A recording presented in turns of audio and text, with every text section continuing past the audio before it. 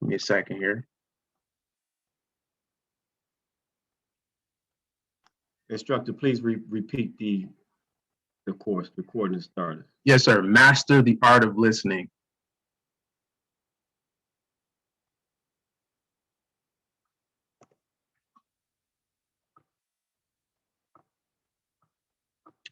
All right. So let's see here. I would need, it looks like the screen sharing component is disabled.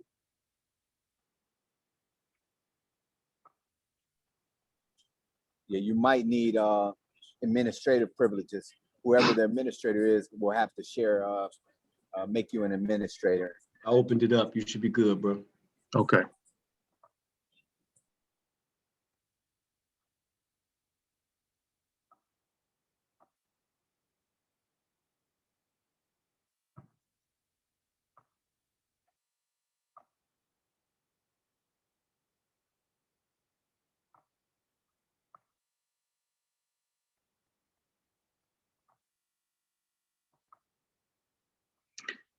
Okay, so we'll start here. So what are we talking about when we talk about listening? When it comes to, you know, our comings and goings in life, in relationships, and in combat. What does that look like? What is the difference between hearing and listening? So I would like to just quickly put that on the floor. What exactly is the difference between hearing and listening? Anybody?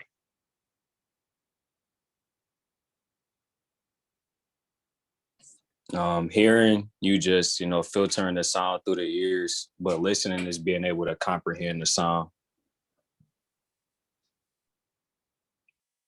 Okay. So listening and hearing. Hearing is the act of perceiving sound by the ear, right? Listening requires concentration so that the brain processes meaning from words and sentences. And I'll take it a step further. We don't hear anything until the brain has decoded electrical communications from our ears. So the ears don't hear, the brain does. So for example, with modern pain relief techniques involving blocking messages from the point of pain from reaching the brain, because until that communication is made, you can feel no discomfort. So it's actually the brain that says ouch and not the point of impact. Does that make sense? Yes, instructor. Okay. So listening, however, is something that you consciously choose to do. It's a choice. Listening requires concentration so that your brain processes meaning from words and sentences. So choosing to listen to someone else's decision. Most of the time, we're completely unaware that we're making that choice. I'm sure we've all experienced listening to somebody and all of a sudden you haven't heard a word for the last 2 minutes or so. So your attention is no longer with the person. You have unconsciously chosen not to listen. So it's a choice. Sometimes it's because we're uncomfortable with the topic, or we're just simply not interested in what we're hearing. So what comes to mind in my experience in development is when it comes to combat and training is movement restriction. So my instructors might place a restriction. They may place a restriction on my limbs or on my movement so that I don't become complacent. And what that does is it keeps me focused, and it keeps me alert, and it keeps me involved and interested in the topic. So using a weak side or only using the lower part of my body things of that nature will keep me fully engaged and interested in the topic at hand. So the bottom line is we may hear a person's words, but but we're not really there in some cases. So because something in our mind has become more important. And what is that? What happens when something in our mind becomes more important? What do you think occurs when that happens? Anybody? Maybe judgment. Okay. What do you mean by that, Brother Chris? Like, say you're listening to something and you think it's not that important. You're judging it as not being important, and you might feel that you might start falling asleep or daydreaming about something else, or want to be on the phone because you're judging that what you're hearing isn't worth listening to. Okay. Okay. The message could get distorted. Like if you've made up your mind that something in your mind is more important, it could change the filter that you're actually hearing things through. Okay. So can you give us an example of that, CJ?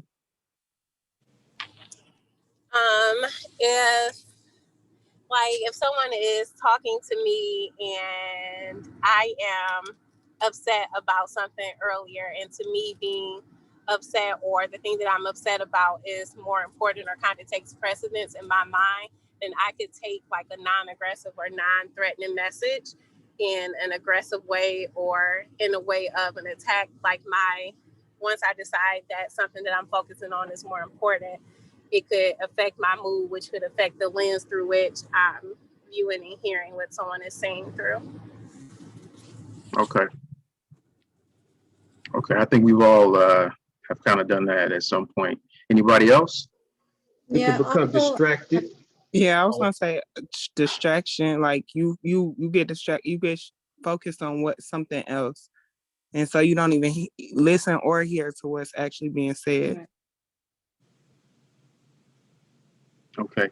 Can some of us multitask? Because I think some of us think we can listen and do other things at the same time. But are we really effective when we do that? No. And is that fair to the person that you're supposed to be listening to? No, not at all.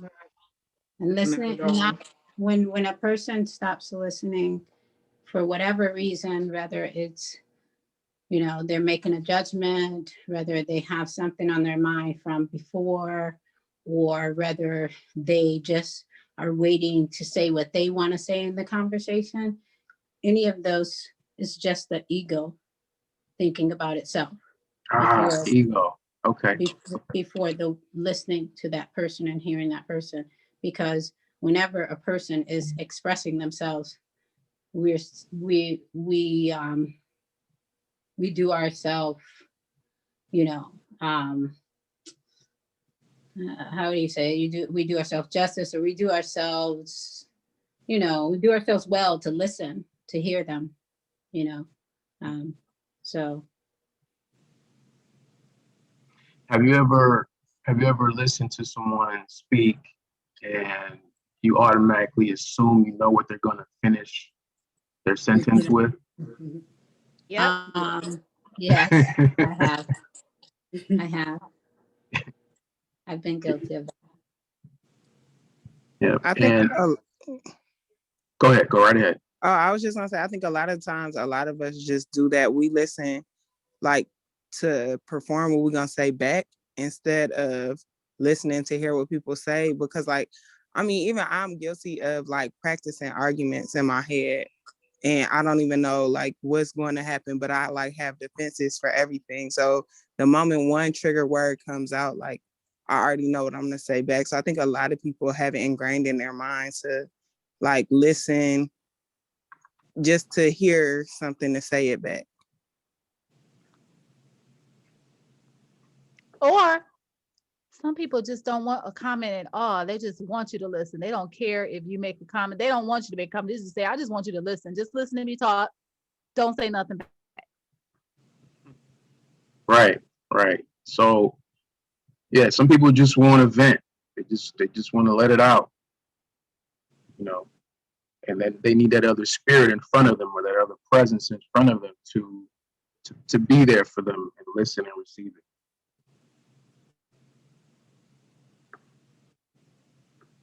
So, and there's the idea of listening to understand.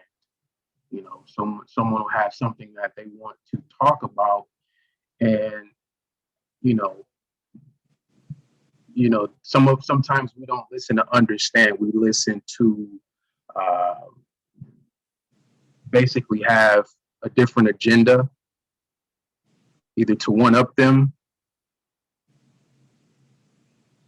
or to retort or to have ego hop in, you know, to make yourself look better and defeat that person within that conversation exchange, as opposed to just listening to understand. Anybody else? I've seen where I've probably done it. I know I've done it, but where two people are supposed to be talking to each other and listening to what the other is saying, and the person says something and then the listener has to repeat what they heard, and they hear it differently than what it said. So I've seen that, and I don't know, is that kind of like predetermining, or I don't know what you would call that, if you're processing what someone's saying differently than what they truly mean. Teresa, that's called reflective listening. So that involves seeking to understand someone's idea and then offering the idea back to the speaker to confirm that it's been understood correctly. So you're right and exact, but that is the concept. It's called listening to reflect or reflective listening. I would see it with like couples or parents and children. Yeah. So it's a really good exercise. It's a really good exercise.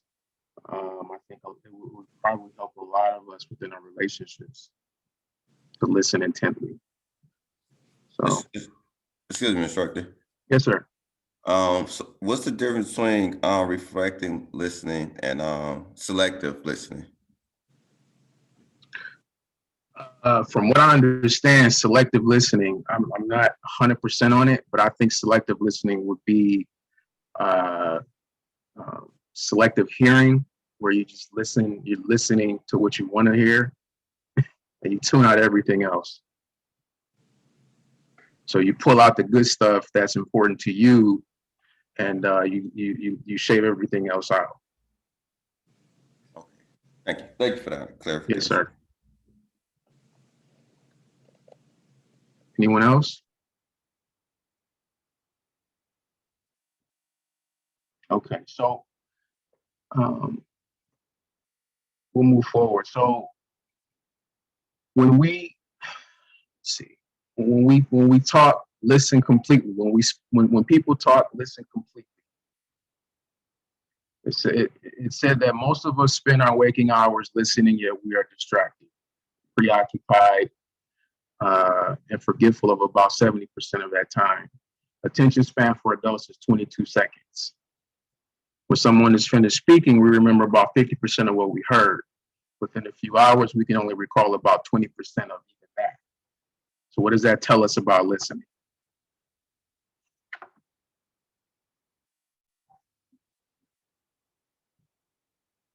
Tells us that we need to do a better job. Oh, yeah. Certainly. Did you want to answer, instructor, or that was rhetorical? Go right ahead, brother. Go right ahead. No, I was just gonna say listening is a skill that must be developed. You have to be on purpose to listen. And the number of things were already covered, but people getting their own thoughts in the way, predicting what's going to be said or thinking that they know already is one of the biggest problems. And then that ego piece where you just really waiting to say what it is that you want to say, and you're running your own thoughts in your head while somebody else is attempting to communicate with you. So listening is a developed skill, period. Thank you, instructor. Anyone else want to add to that? Yeah, I can add to that a bit. Yes, sir, Instructor Nate. Thanks for being here with us, brother. Hey, you're welcome. Thanks for having me here, Instructor Ghost. Sure.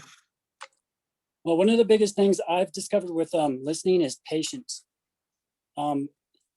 In order to listen to somebody, you have to be very patient with them to pick up all the details of what they're saying. And also, you have to be very patient with yourself too. I know that I, for myself, used to always be like, man, I don't want to be here listening to this person. I'd always want to go do something different. But then I realized that's where I could exercise that patience, and power is patience. There's even ways to attack with patience, but I'm not going to go over that now. And Very yeah, that's good. about it. Yes, sir. Thank you. Thank you, instructor. Appreciate it. You're welcome. Yes, sir. Yeah. So did anyone else want to comment?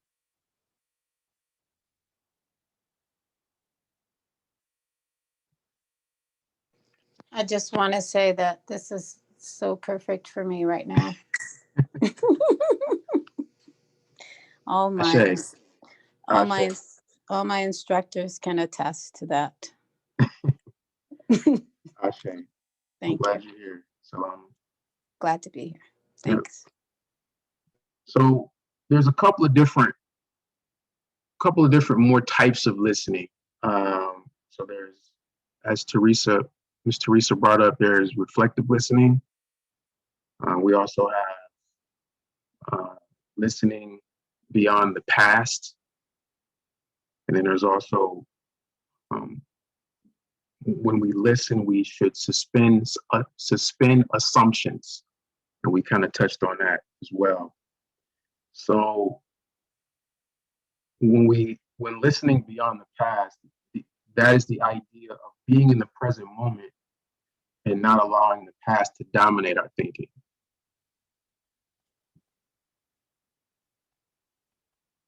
Can we relate to that? Yes. I'm sure we could probably relate to that in combat and in life. Brother Ronald, did you want to comment on that? No, I was trying to comment, but I'm not familiar with this whole platform, so I didn't know how to connect. So I moved it over, and now I think I can engage conversationally. Yes, sir. Loud and clear. You are loud and clear, Brother Ronald. Everything I heard was on point, man. I just wanted to acknowledge it. And I was trying to acknowledge it, but I don't think my words was coming across. But everything everyone said is on point, and I just want to hear more. Awesome. Yeah, and we're gonna we do our best, Brother Ronald. We do our best, and this is all development and training for all of us, including myself. So we're glad you're here, and again, we hear you loud and clear. So anytime you want to chime in, just go right ahead, brother. Well, thank you so much. I appreciate it. But I'm being schooled, and I'm also remembering things that I know already. So please continue. Yes, sir. 100%. Thank you. Okay, so we'll move forward. So let's go ahead and connect this with training. We'll connect it with training. So I'll start with this. So when two people are deeply listening to one another, we sense that not only are they present to each other, but they also are present to something beyond their individual selves.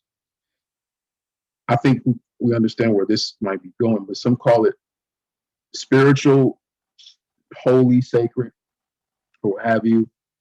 Musicians sometimes refer to it as aesthetic rapture. Athletes call it being in the zone. And they all speak about it as a moment when time stands still. When time stands still, they are simply being in the experience. Okay? And it is the same with listening. When you're listening to someone, you have to be in that.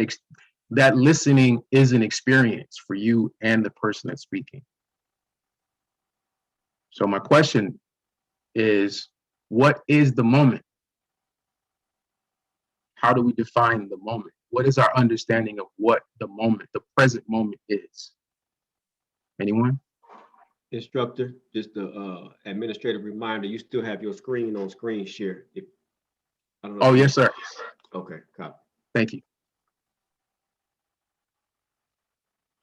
The moment, instructor, repeat is the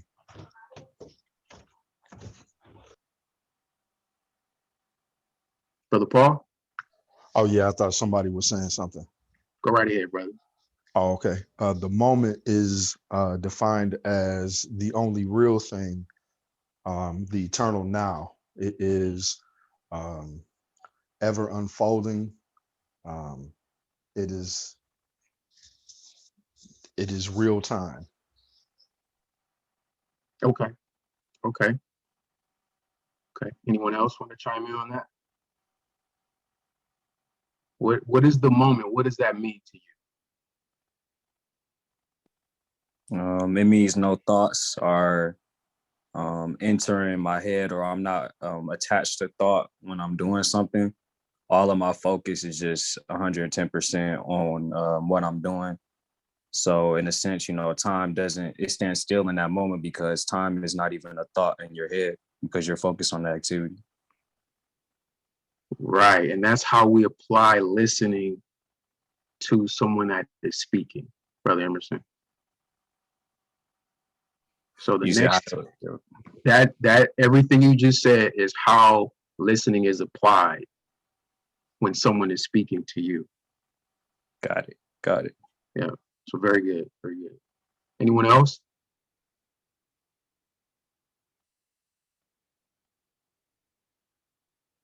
What is the present? What is being in the present moment? What does that mean?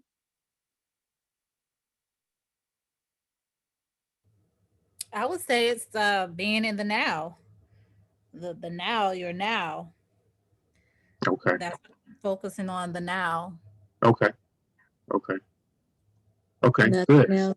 Yeah, nothing else is there. It's just what comes is what comes. What comes to you is what comes. You're not thinking about anything. You're not thinking about what's gonna happen next week. You're not thinking about what's just happened. Mhm. It just comes. Okay. Yep. And Miss Aaron, just as you said, the focus is on the now.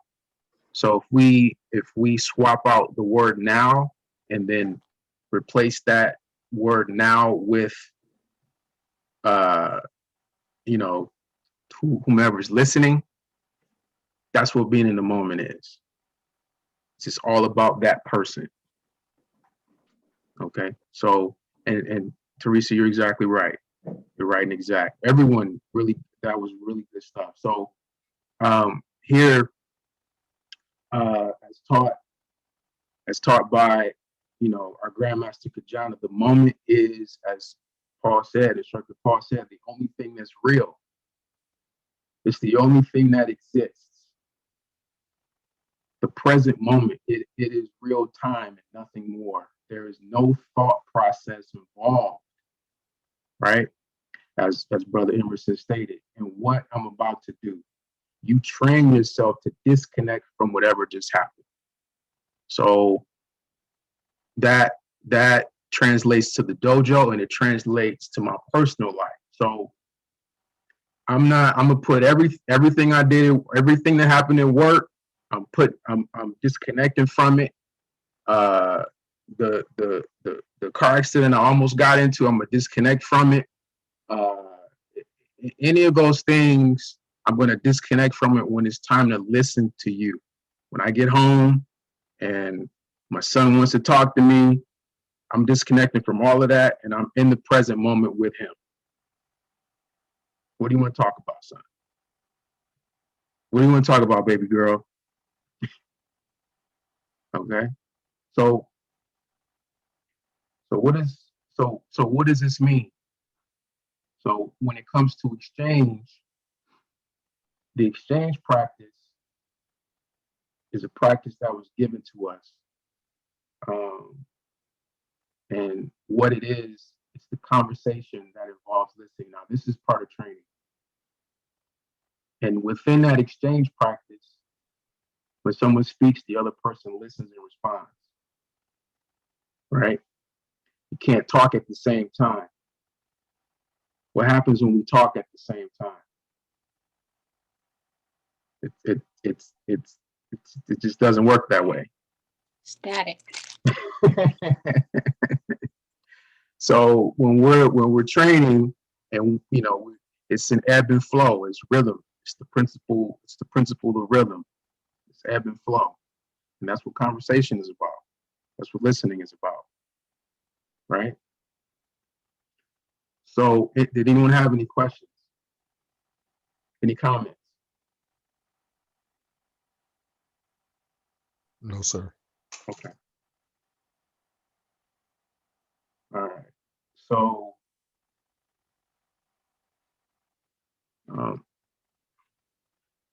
this practice, which is exchange,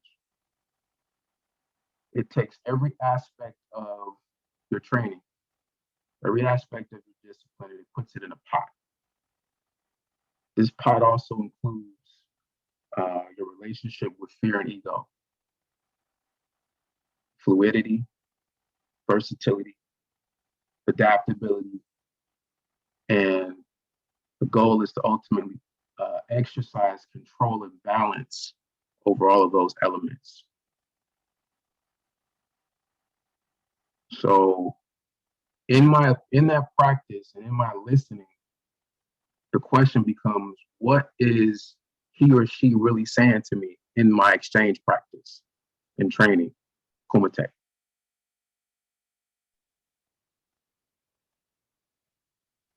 Can we give any examples? Can we think of anything? What are we listening for?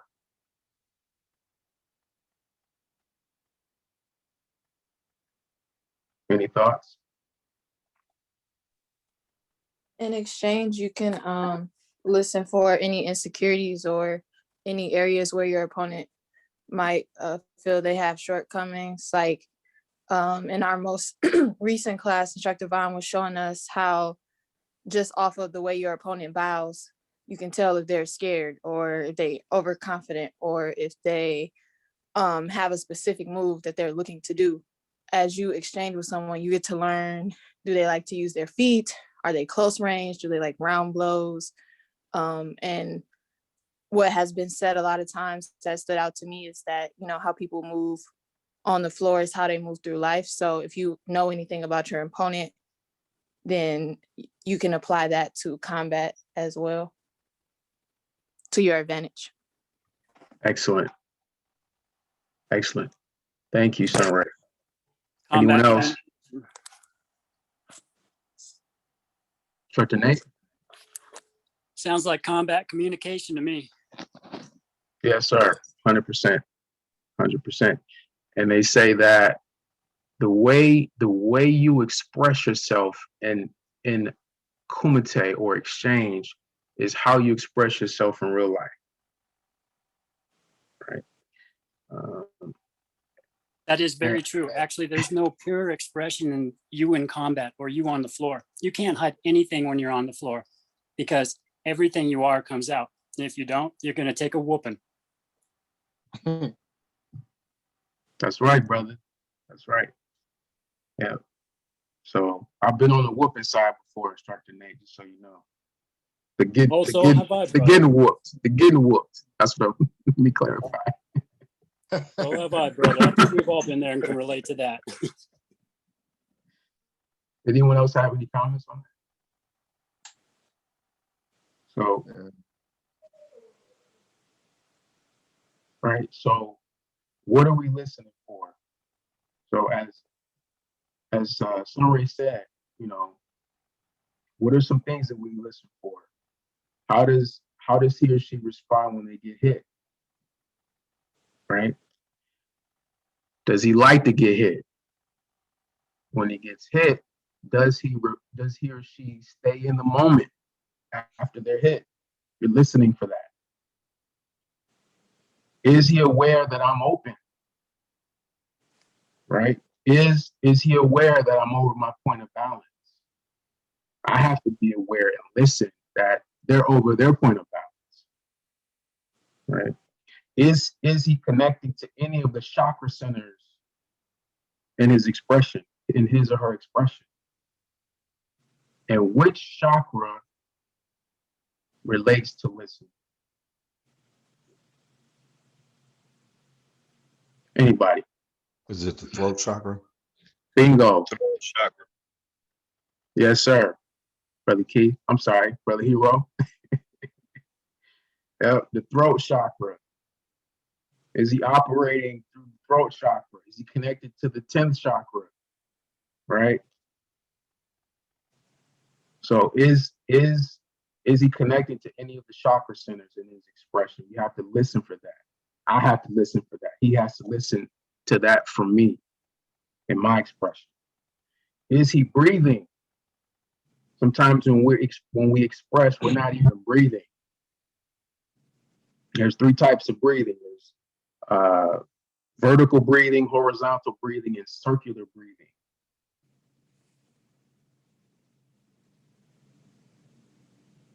Okay. Is he fatigued? Excuse me, sir. Can you repeat the breathing, the 3 types? Yes, sir. And can you unpack them? Yes, sir. So the breathing types. There's vertical breathing, horizontal breathing, and circular breathing. Horizontal breathing is improper breathing. Right? That's when we're breathing vertically, right? Vertical breathing is vertically where you are breathing, you're using the chest, the muscles that are part of your upper body, and you're breathing with your chest. Okay, the horizontal breathing is when we're breathing with the dantian. When it expands and contracts, that's horizontally.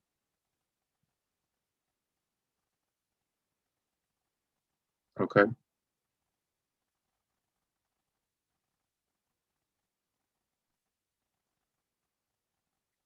Any questions on that? Okay. And circular breathing is the concept of breathing. It's actually breathing, it's inhaling and exhaling at the same time. So there's some musicians who can do that, where they can hold a note with their instrument for half an hour due to circular breathing. So imagine when that is mastered, what we can do with that.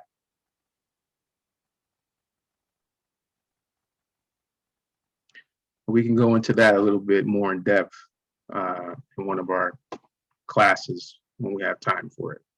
So vertical breathing, horizontal breathing, and circular breathing. Any questions on that? I had a schoolmate that played the trumpet in high school who could do that, and he was attempting to show me the technique when I was in high school, and it was very challenging to do. But you know, to see someone to do that, he could inhale and continue to do that while he was blowing a note, and that's how he was able to like hold these really long sustained notes. And it was something really amazing to see. It's definitely a technique to doing that. Yes, sir. Yes, sir. And the word that stands out for me is sustained, right? And what follows that is sustained power, because that is where our power lies. It's in our breath. So we'll all have to work on that. Any questions, comments? Thank you, Brother Hero. Okay. You're welcome. All right. You're welcome. Thank you. Yes, sir. Yes, sir. All right. So in listening, we'll continue. Is he trapped in the past or the future? Is he not in the present moment? Is he fatigued? How does he operate when he's fatigued? And as we all know, and it's been said quite a bit, when you fatigue, that's when the fight starts. So how do you operate in fatigue?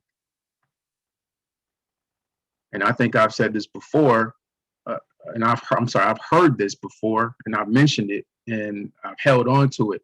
Not only that's when the fight starts, but that is typically going to be the determining factor as to whether or not you're going to make it out of that engagement or not. It's not your skill, it's whoever fatigues first.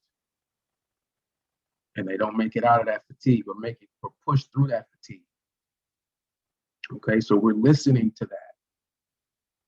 Okay, all right. And then, does he have a favorite side? This is building up on what Sunray brought. Is there versatility there? Is he using proper blow selection? And then finally, ego.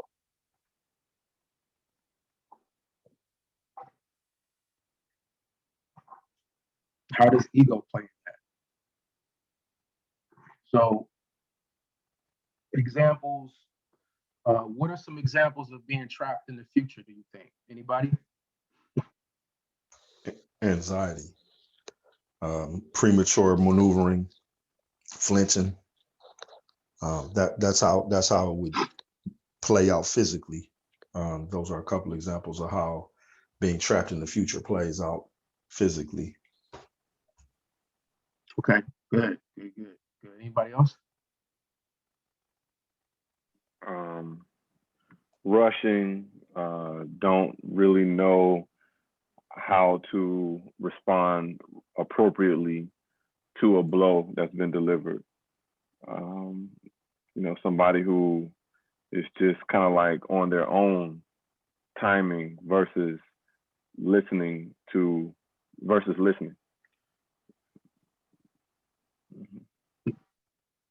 Okay. Can you unpack that a little bit more, brother? Sure. As far So as it being trapped in the future and not in the present moment. right. So if we're in an exchange and the person is just, let's say they're just sort of like being a bull and they're just like coming at you like aggressively. So they're not listening. They don't know what you're doing. They're just kind of like going for theirs, versus paying attention to what it is I'm doing, versus being conscious or aware of anything that I'm doing. If they just sort of go into the engagement bullheaded, then there's no listening. And that's a danger to them because they're not aware in most cases that I'm aware of that, and I can utilize that against them. So that's what's meant by that. Okay, got you. So that was from your opponent's perspective. Yes. Got you. Yes, sir. Thank you for that. Yes, sir. Okay. Did you have anything from your perspective? As in, if I'm trapped in the future? Right. Okay. I've been that person that I just described. Got it. All right. Fair enough. Right. Yep. Anybody else? Yeah, I'd like to say that just like the brother was saying, I think it's an overcommitment to a certain technique. Deciding about a certain technique as opposed to being in the moment and making a choice about a certain technique. Okay. It's only in the moment when you can really be have that certainty and that confidence about what you want to put forth.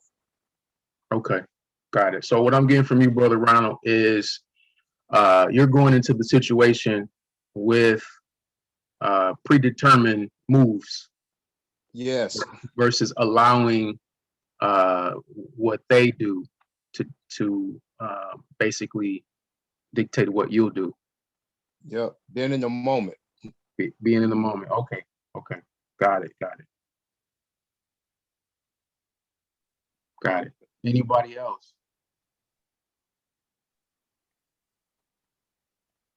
I just, if I may, I just wanted to just make sure that, because that rings so hard for me. I just remember having a plan, just that, just having a plan, and that plan a lot of times shows up in how you move.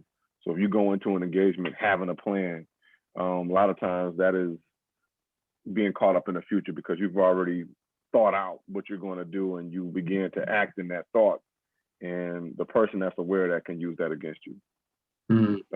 That's not in the moment. Yeah. So. Yes, sir.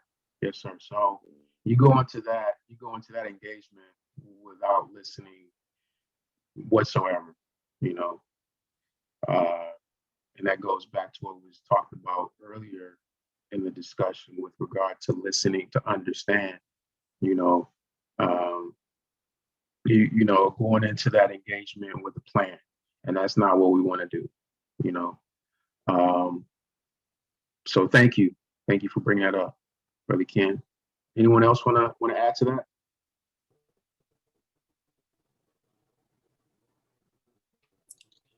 I would just like to say that you can either be filled with expectations or you can let it all go and then operate.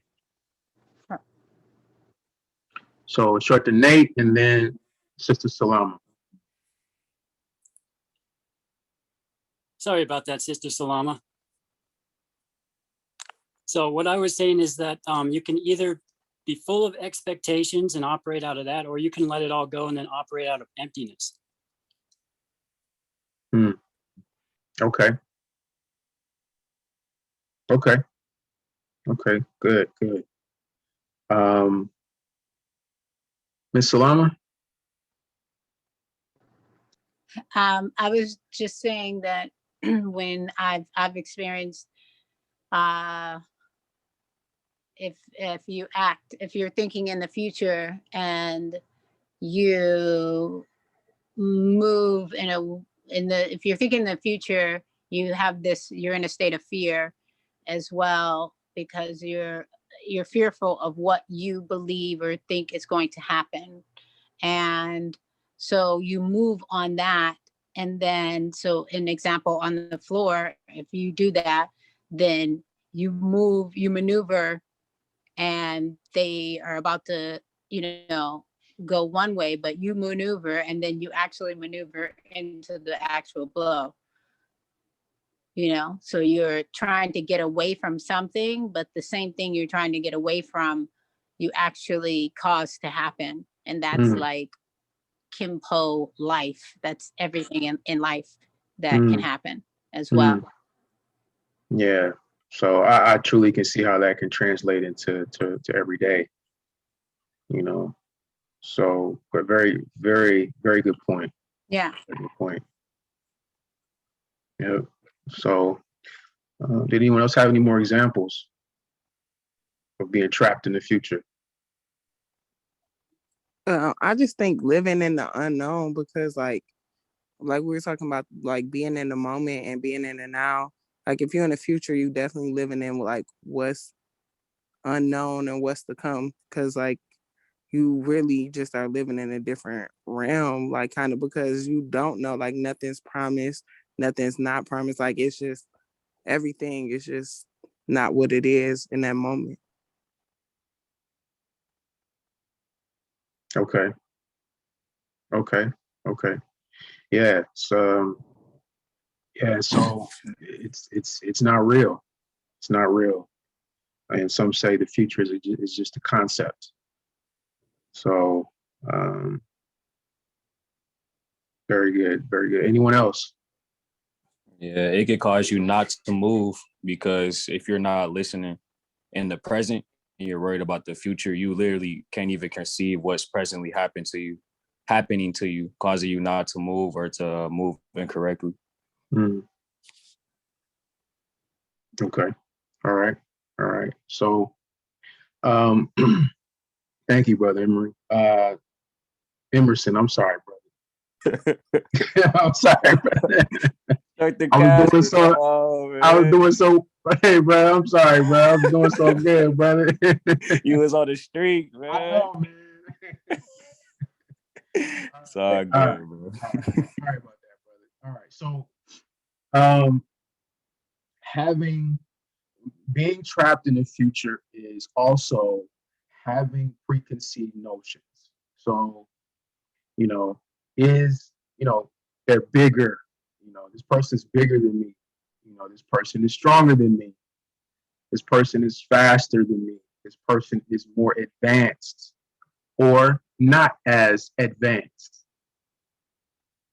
So that's also being trapped in the future and not listening.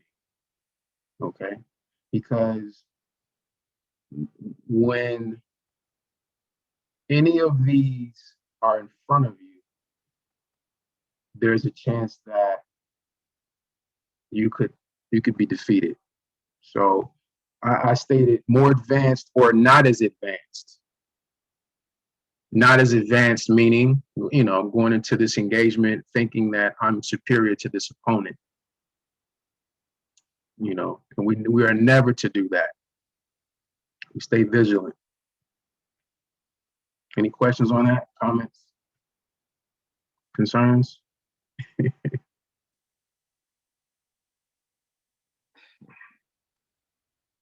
Okay.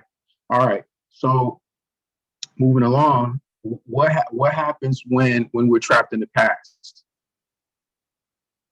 What are some examples of that? So my opponent is trapped in the past. How do I know that? They might be grabbing a point of contact you struck them at. They might be looking at a cut, some blood. They might, I don't know, do the Peter Griffin, whatever it is, after you Peter Griffin. Yeah. Whatever it is, they holding on to something that's already over with in combat. They're depressed, it shows up in frustration. It's a lack of connection to now. Okay. All right. So those are some things we listen for. There's some things we listen. I heard someone else wanted to chime in on that. Yeah, I was going to say, giving attention to maybe a particular place where a blow was delivered. So like if let's say if I was struck in the eye, if I go and hold my eye, then that's giving attention to it versus staying centered and letting go and still staying engaged in the moment. So if my opponent reacts to where I've struck, then I know that they're holding on to the past. Okay, very good. I would say also, going back to what Emerson said about being in the future, it can be as well when you're in the past is when you freeze up. When you get hit and you don't maneuver and you just freeze up. I think that is also a sign of being in the past. Mm-hmm. Mm-hmm. Okay. Anyone else? There'd be fear, Okay. unsurety in when you perform your remaining blows, like hesitation. Okay. How do we know? Yeah. How do we know someone is slumbering in fear?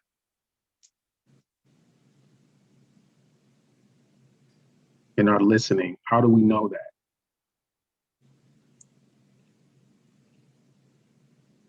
Breathing.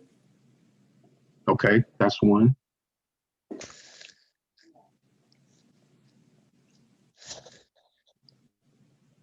Timing is off. Hesitation. Hesitation, Unsure. timing.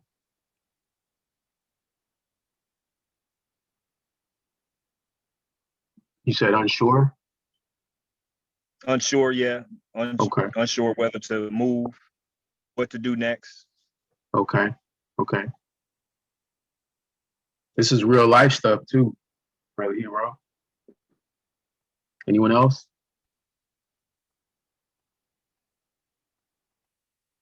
Yeah, when they've perhaps maybe retreat. So like if the opponent retreats, then we know that they're holding on to the past. Okay. So Instructor, was the question, how does fear show up? How do we know they're exhibiting fear? how do we know that they are slumbering in fear? So in our listening, you're picking up on fear. How do we know that? I think that we are looking at fear in on one side of the coin, often in a lot of our responses, and just the passivity. But I also think that over-aggression is a form of fear. Is a form of fear as well. You know, that I don't give a fuck. Going head first into something, attitude, that haphazard, kamikaze, in a sense. That's how it showed up for me. Fear showed up as F it. You know what I mean? And that's not presence is either. You know what I mean? That's just the flip side for me of the same coin of fear. Okay. Good point. That's a good point. Yeah, and I think I could attest to that as well. So I would think that that's a really good point. Anyone else? Is it possible for someone to be operating in the past by noticing that they're holding on or guarding a specific area of their body from being hit? So that could be a injury from the past or something, that they're afraid of getting hit, and that you notice that they're guarding a certain area of their body. 100%. 100%. I think that can show up in fighting style as well. Like if for me, like I remember I used to really like rely on my feet because I felt like it gave me a better opportunity to hit to strike an opponent without them being able to hit me. So my fighting style would be to keep a distance enough for me to use my feet. And that dictated the whole, style of the fight, until that was still fear because I didn't want to be close to them and have them like punch or strike me with their upper body. So I would only fight in a way to where I could use my feet, but that would limit me from getting better with my hands or just from doing more versatile applications of my arsenal. And then it took for me to I think the first time I got swept doing a kick or somebody like grabbed my knee and bent it weird, and I was scared to put my foot back up. So I didn't have anything because I was scared to kick because they swept me or dropped me, but I had not been working on being close and comfortable with close combat. So that fear showed up in both ways, and I was kind of just stuck in many instances on the floor. Wow, Raynell, that was amazing. Thank you so much for that. For real. Yeah, that was great. I was just sitting here taking notes, and that's a really good point. Salama, did you want to add more to that at all, or? I mean, that was just amazing. What she said just it just brought attention to some things that I was relying on as far as like, you know, my famous closed hand. And also like now that I'm able to kick, my kick is growing now that it's growing. I've been noticing myself to kind of favor it a little from time to time. So for that same exact reason. So I appreciate what she just said because she just laid out the whole experience. Like basically, nah, you don't want to go that route because Mhm.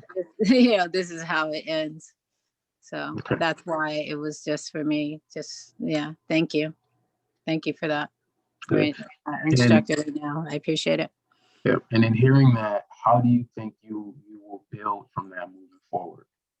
How do I think I'll build from that moving forward? Yeah. Um well, I will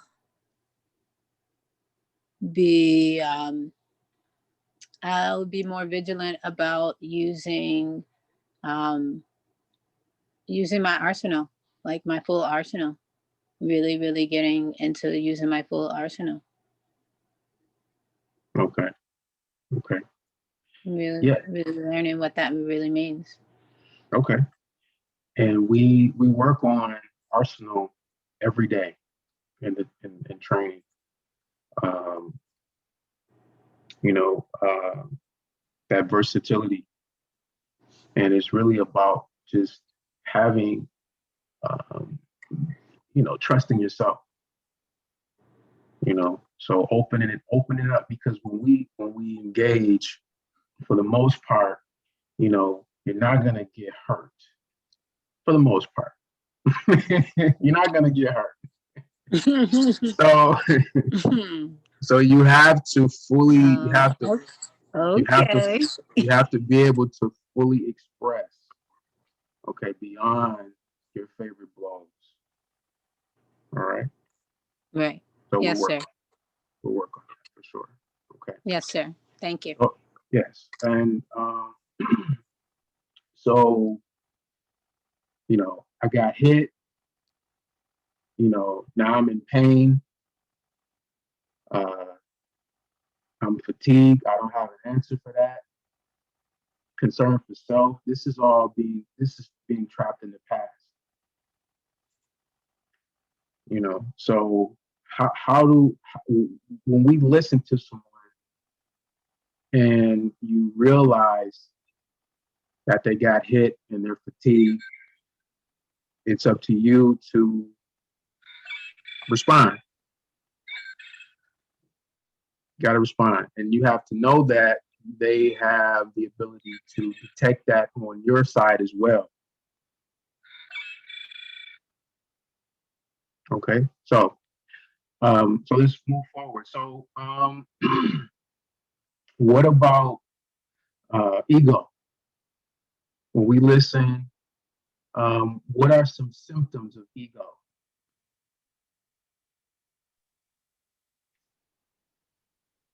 For me, a symptom is when I don't get a move quite right, or it's like, what was that? Where was you aiming? How'd that work? You know, it's like, man, I should have did that better, or I messed up and I wanted it to look better, or that looked, you know, I may get caught in how it looked or how I didn't execute it properly, as opposed to you know, like registering it and then staying present in the moment. That's like a trap. That's seems to be a symptom for me, being trapped in messing up and like, no, I got to stay here so I can move. I have to get it right next time, you know. Mm-hmm. Yeah, yeah, yeah. So you gotta keep going. You keep going. When we were doing that in the practice in the club attack practice yesterday. You know, you have to continue forward. Got to continue forward. So, anyone else?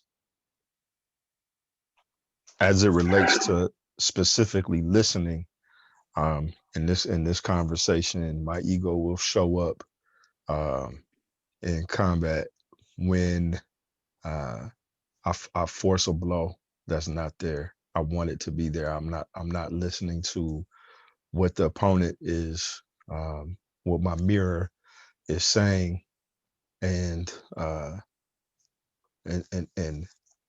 therefore, I want the sweep, I want the throw, I want the lock, the break, the punch, whatever the thrust punch, whatever the quote unquote plan is. My ego will show up in forced movement. So that's how ego shows. One of the many ways ego shows up for me in combat. Okay, so if your opponent was listening, that's what they would hear from you. That's what they would pick up from you. Absolutely. Okay. 100%. Okay. That's one of the many ways my ego will show up as it relates to listening. Okay. Any other symptoms of ego with regard to listening that you may have picked up in the past from an opponent?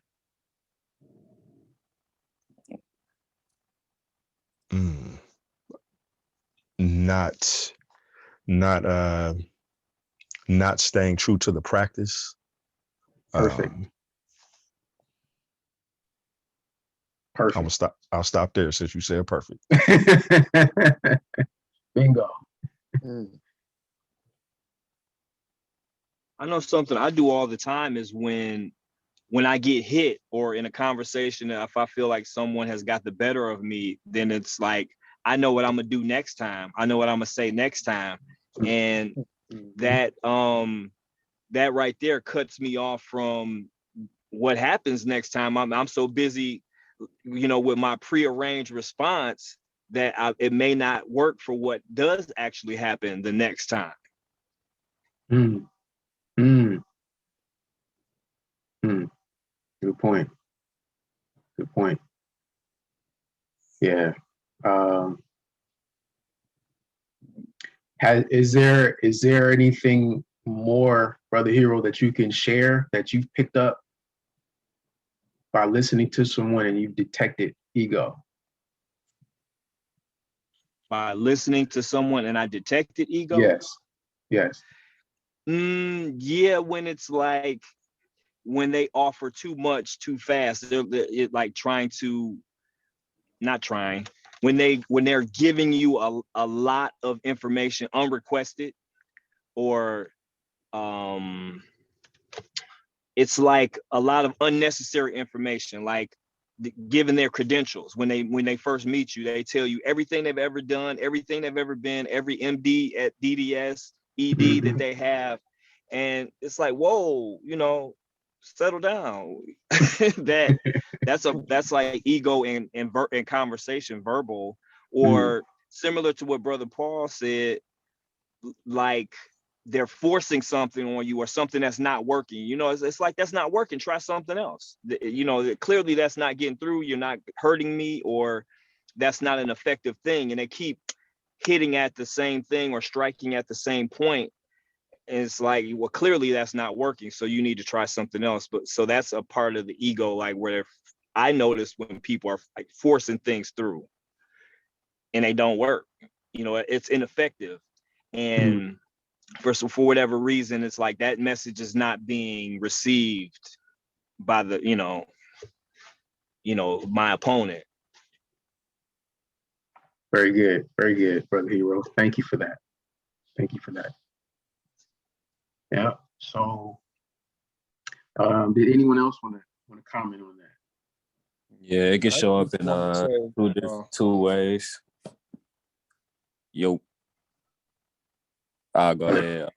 It can show up in two ways. The way, like on one end, it could show up as like, man, I'm frustrated because I'm getting hit, and on the other side, ego could show up and you not listening the whole time. So like I get caught up in sometimes like, okay, it's a cool exchange, and then when I start getting touched up, it's like, all right, hold on, let me actually listen to this opponent, actually start maneuvering and everything. So it's just ways ego could show up on both sides. Okay, so taking them for granted for a moment. until you get stung. Got it. Got it. Anybody else? I'd just like to say that all the comments were beautiful. I just like to say that it's not respecting the rhythm of the engagement is when my ego usually kicks in. Yes. Throwing So something out of sequence. Something out of sequence. My timing is off. My balance is off. But I'm just gonna try to force it because I just know I can do it. Yes, sir. I've been there. I've been there, Brother Ronald. So yeah. So we got the ebb and flow, the rhythm, as Brother Ronald said. Not staying true to the practice, which is what Brother Paul said. Speeding up your execution in an effort to make yourself look good or superior. Okay, that's another symptom of ego. Anyone else have any more comments? I just wanted to just contribute this one. I've been constantly schooled on this one, and it's kind of embedded in what was already stated, but just wanting to hit, wanting to hit the opponent. You just got to touch them, right? Right, you're right. You want to hit them, right? And then, like Instructor Lowe, anytime I get caught up in that, he would just mud face me, with the palm of his hand. Yeah, because he could detect that I wanted to hit him, And so just wanting to hit your opponent versus allowing the opportunity to respond. And if it ends up in a blow or strike that's effective, then so be it. But not being committed but unattached. When you're in your ego, you are attached. Okay.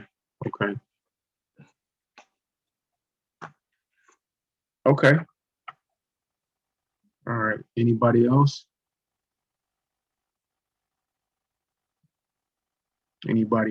What are some symptoms of ego that we pick up on when we're listening to our opponent?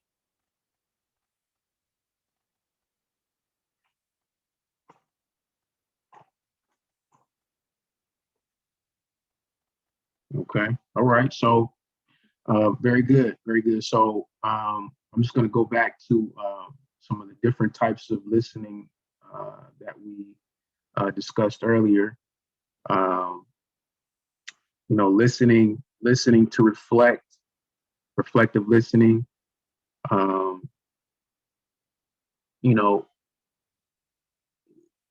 There's the definition here, and then there's, once we're done within our exchange practice, what does our reflective listening look like?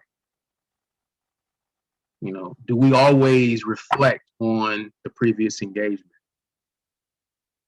Do we reflect on what we've heard from that opponent and hold on to it, take it with us? That's reflective listening. Okay. Listening beyond the past, being in the present moment. We can't stress that enough. We can't allow the past to dominate our thinking. And then finally, listening. When we listen, we got to suspend those assumptions so we don't have any preconceived notions. All right. So there's a saying. There are 3 ways to talk to God: through meditation, prayer, and conversation.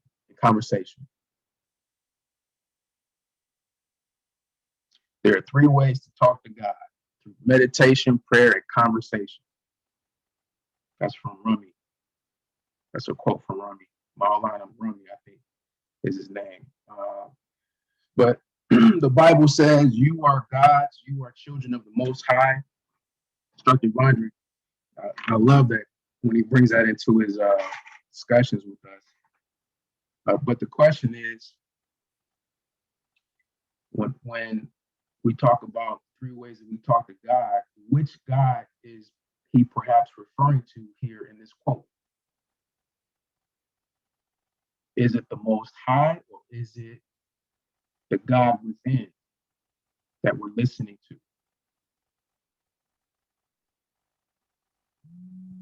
So in our exchange practice, is this experience really about the idea of listening and communicating with the opponent or your higher self,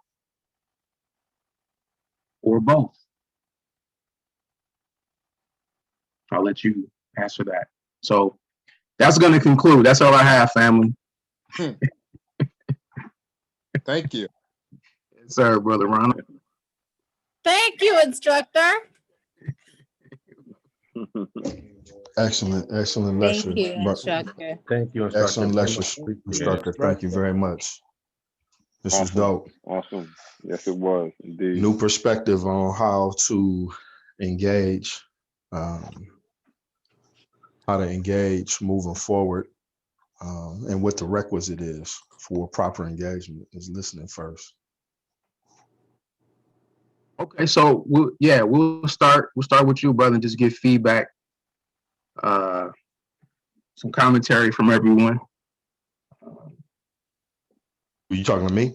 Yes, sir. Yes, sir. Oh, about okay. Our discussion. Yes, sir. Yes, sir. Definitely another level. Hearing, listening with new insight. Because this is not information that seems brand new. You know, we've all, I mean, from the time we've been, you know, raised, from the time we were born, we were taught to listen, but listening as deconstructed, the art of listening as deconstructed through this lecture via the lens of the generous discipline is another more profound level. Tonight's lecture gave a humbling reminder to is really the cheat code on how to become dope in the discipline, how to become one with it, and how to express in a way that is artistic, juxtaposed to just being on some bludgeon, bash, bang level. This is the art. This is what makes it the art.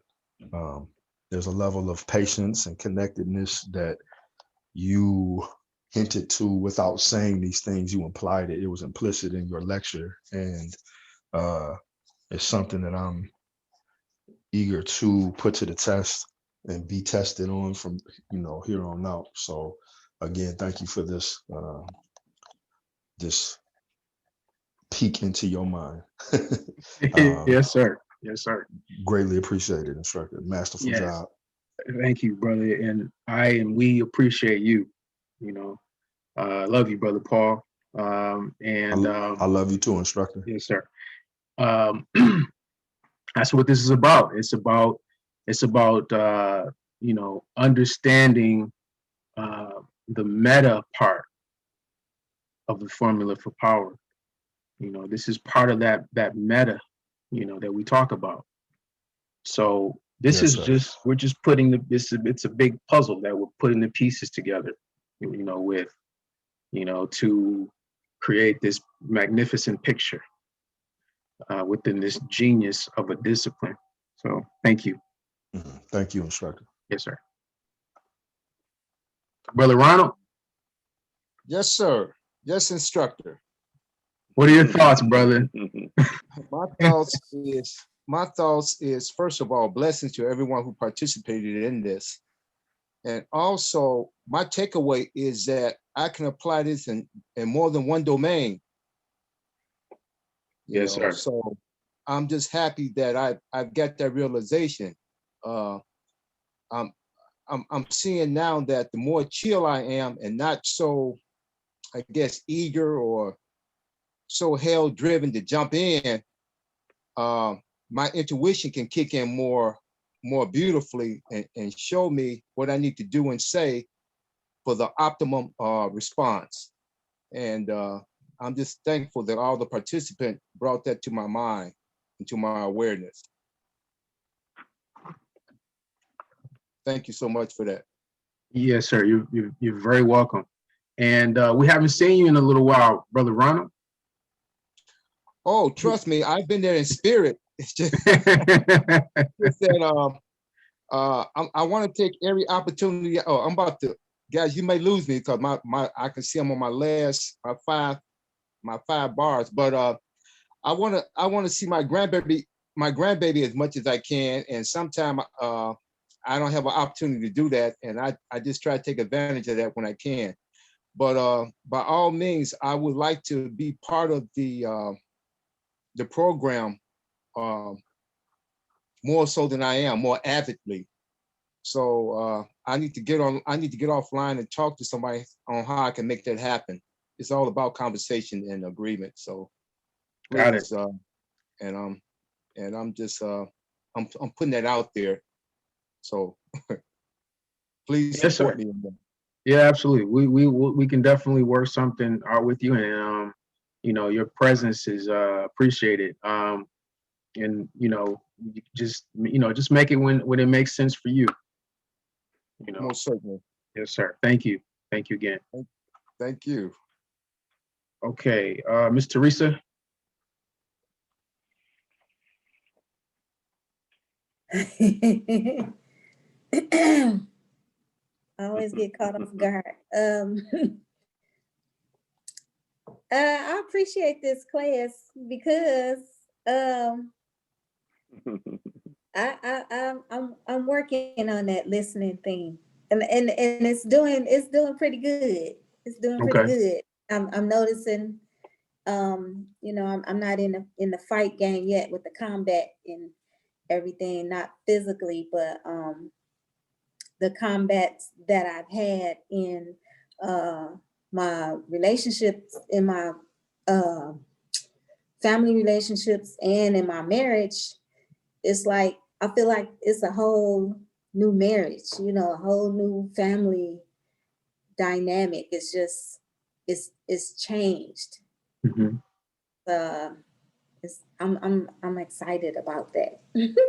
Okay. So I'm noticing that, and noticing based on the stuff that we've been talking about, and I'm noticing the changes, putting it into action. Mm. Okay. That's good. That's good. That's good. Yeah, that's good. That's wonderful. Thank you. So you still been working on your floor practice? Yes, I am, and Sister Kimmy is getting us on track. Okay, yeah. She's gonna keep you. She's gonna get you right. Yeah, getting us on track. So I'm doing more repetitions. I guess that's what you call it, repetitions. So I make sure I'm doing in the right form, using the right form. Okay. Just reach out to any of us with any questions about anything that you might need help with. We're here for you. Okay. Yes, I understand. All right. Thank you. Thank you, Teresa. Appreciate you, Brother Christopher, Brother Topher. Peace, instructor. Peace, everyone. Thank you for the class. Thank you for everyone for all that you shared. I've been able to learn from it and take notes on all of it. I'm very grateful for the class. How I've taken the class and where I see it can be applied in my life.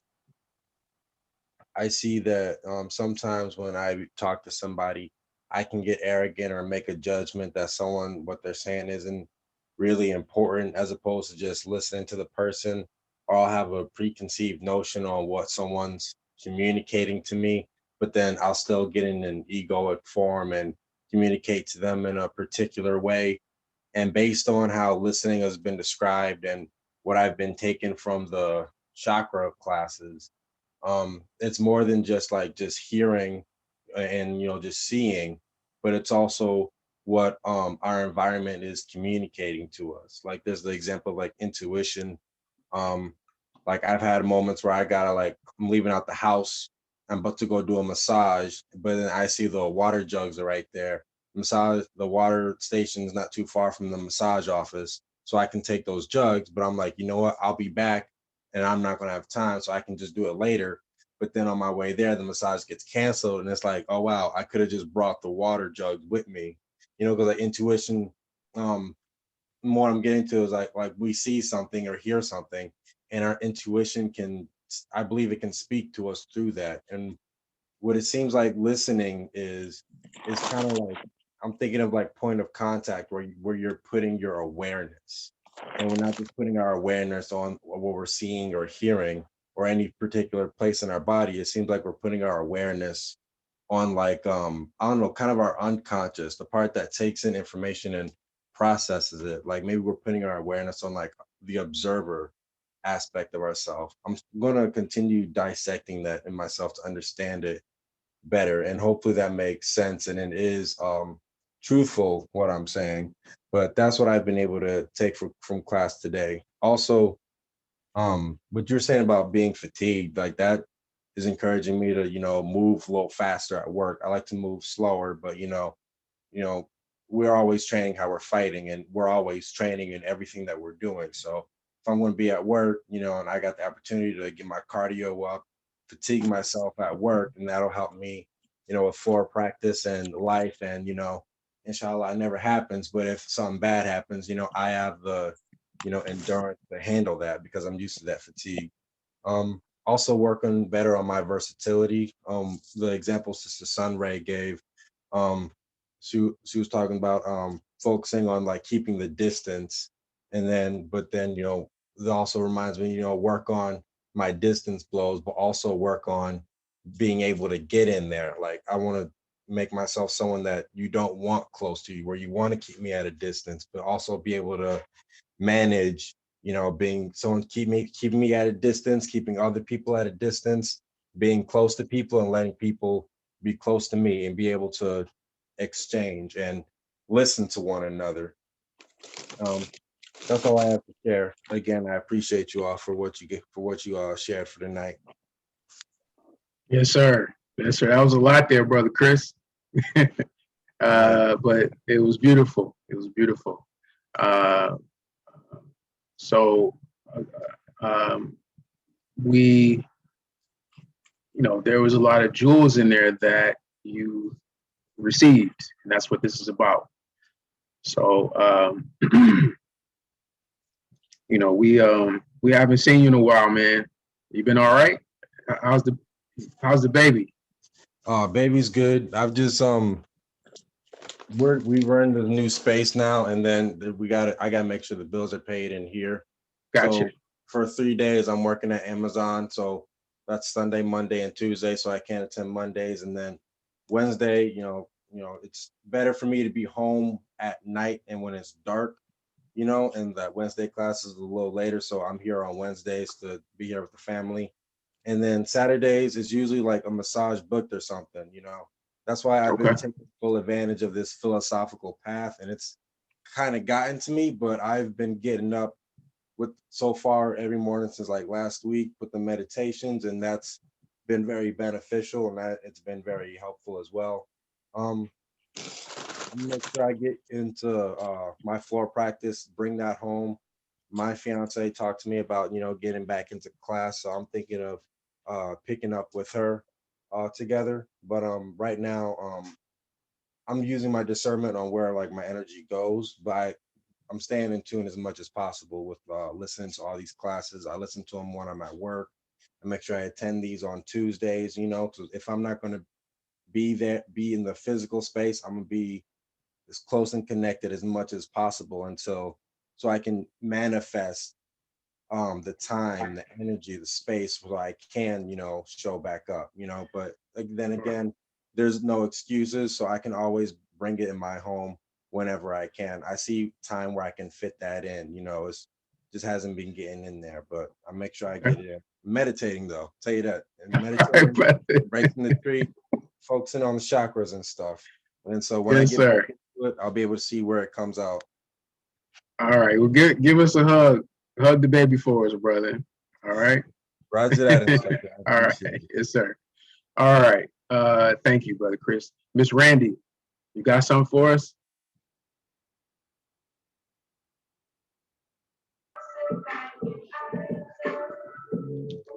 Peace, family.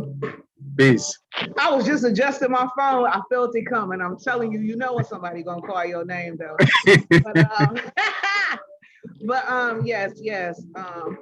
Thank you for the great class tonight. I wasn't expecting you, even though you never know what's being brought to you on behalf of the 36. So Yeah. I love it. Being that I've been out of the physical space for some time, and I actually came in last night during the storm, and thank you for the training last night. I really do appreciate that. So just Veggie backing off that, seeing you teach the class tonight means a lot. Being in the moment, being in the space, being in the time. I was committed to this. So if you want to go to 11 tonight, I'm cool with that. You can keep it going. But what I got out of tonight's class was a lot. Shout out to my comrades for them commenting and their feedback. I stay quiet a lot because I'll be I really do be listening, not just hearing, but listening. So definitely took that in tonight and listening to reflect. So speaking on the work we did last night and into this conversation, listening to what your opponent is saying, and myself not being rushed out of fear because I'm unsure of what arsenal or the way that I should move. So definitely this conversation ties into the training last night. So that definitely means a lot to me. I think my life is great. You know, this little Randy land is wonderful. But as we say, your movements on the floor also reflect you in life. And I'm like, well, how is that possible? Like, I'm amazing, but then on the floor, I can't hide from my own ego. So again, I appreciate the discipline and the training, and that's why I'm committed. As you said, stay true to yourself. And true to myself is recognizing that I definitely was called to the discipline. I recognize that I need the discipline, and the discipline is definitely working on me. So yeah, I appreciate all that. I can go forever. It's my birthday, and I still wanted to be on this call tonight. And I love y'all. And see everybody on the floor. Love you too, Sister Randy. Happy birthday. That's from all of us. Happy birthday. Enjoy it. Enjoy it. All right. So, all right, we're gonna move forward. Mr. Bradley.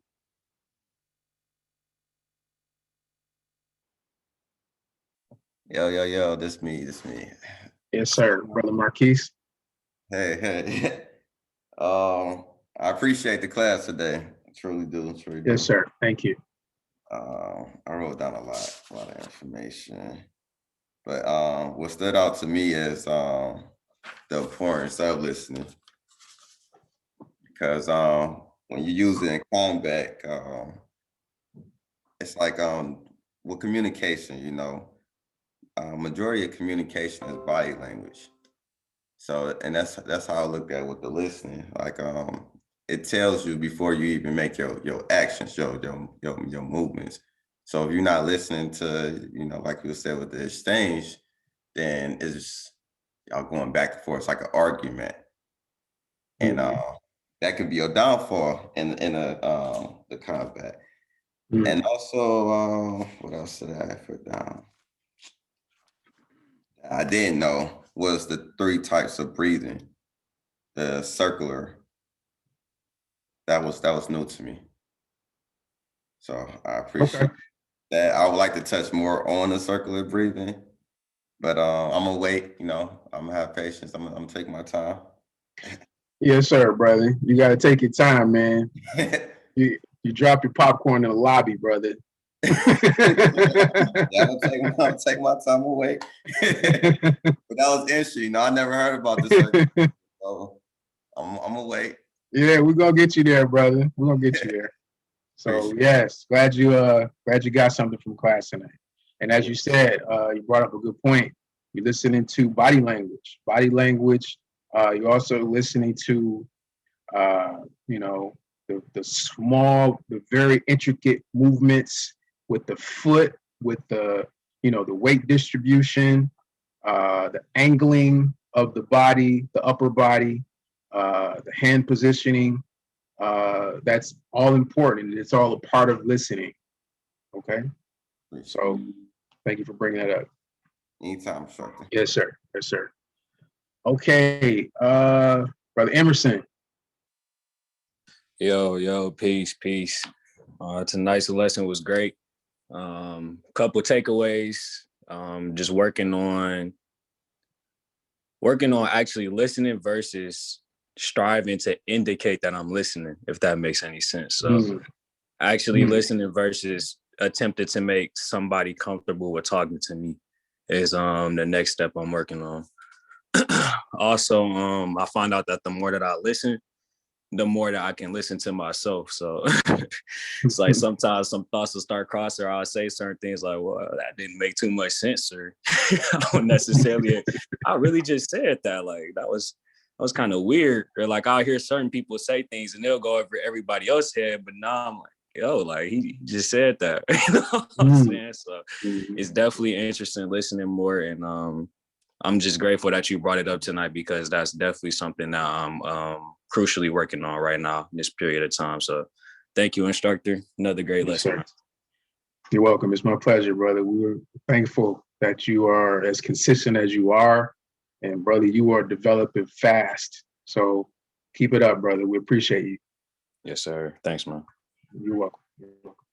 All right, brother Ken. I'm like, okay, I knew he was coming soon. I got you, brother. Peace, instructor. Peace, brother. Peace, family. Great class, man. It's just like, wow. This listening lesson is just it's interesting how it's like intersecting with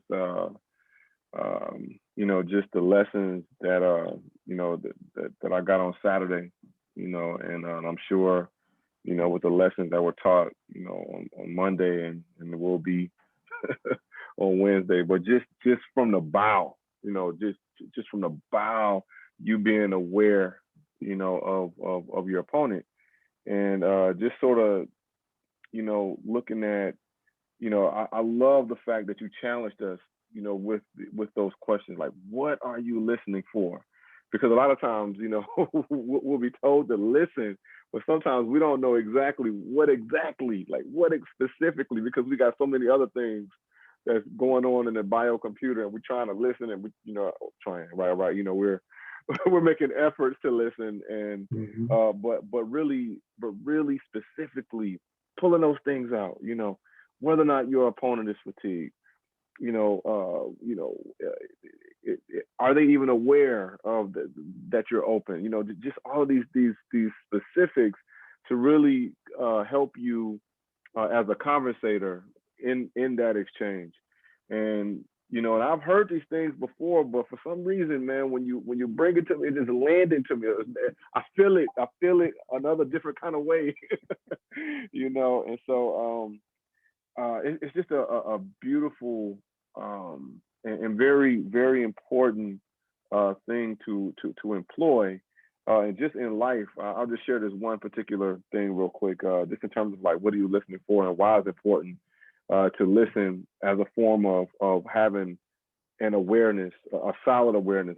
I'm careful not to use the word heightened, because I don't want, we don't want to instill like a frantic kind of listening. Like, no, that's not. It's just being silent and aware, just even in life.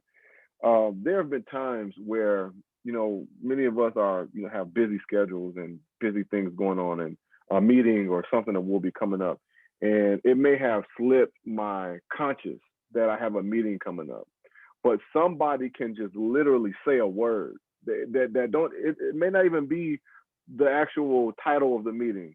They might say something like, I don't know, coffee, just like that, and it will trigger that. Oh, okay, you have a meeting in 10 minutes. So just being that aware and being open to how the universe can communicate what you need in the moment, like just being in the moment. Like if you're not in the moment, if you're not in flow, you won't catch it. And so looking at what you've given us from a Kempo perspective, and then also employing it just in our lives, just the importance of listening is just such a valuable part to our development as spiritual beings, as gods, as combatants, as magic makers in the world, as thought makers, as we actualize the reality that we're after. So I just want to thank you for that, man. And I'm just so inspired, and it's awesome watching you emerge as an instructor, man. Salute. Thank you. I appreciate the kind words, brother. And great commentary. So the next time I say coffee, that means I'm open. All right. That's gonna be your cue, brother. Yes, sir. All right. Yes, sir. Yes, Or sir. coffee and extended throw, So very good, brother. Thank you so much. Thank you so much for the commentary. Yes, sir. Mm. Okay, Miss Erin. Peace, everybody. Thank you, Instructor Go, for this class. Yes, you're welcome. It was very timely as I am working on my listening skills. Yes, we all are. They have not been great in the past.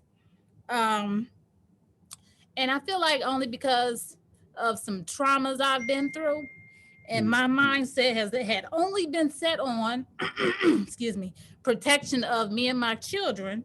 And so anytime someone had a conversation for me, I wasn't interested in hearing what they had to say. It was just like it just went over my head because it wasn't pertaining to me and my family. So I really wasn't paying attention to them.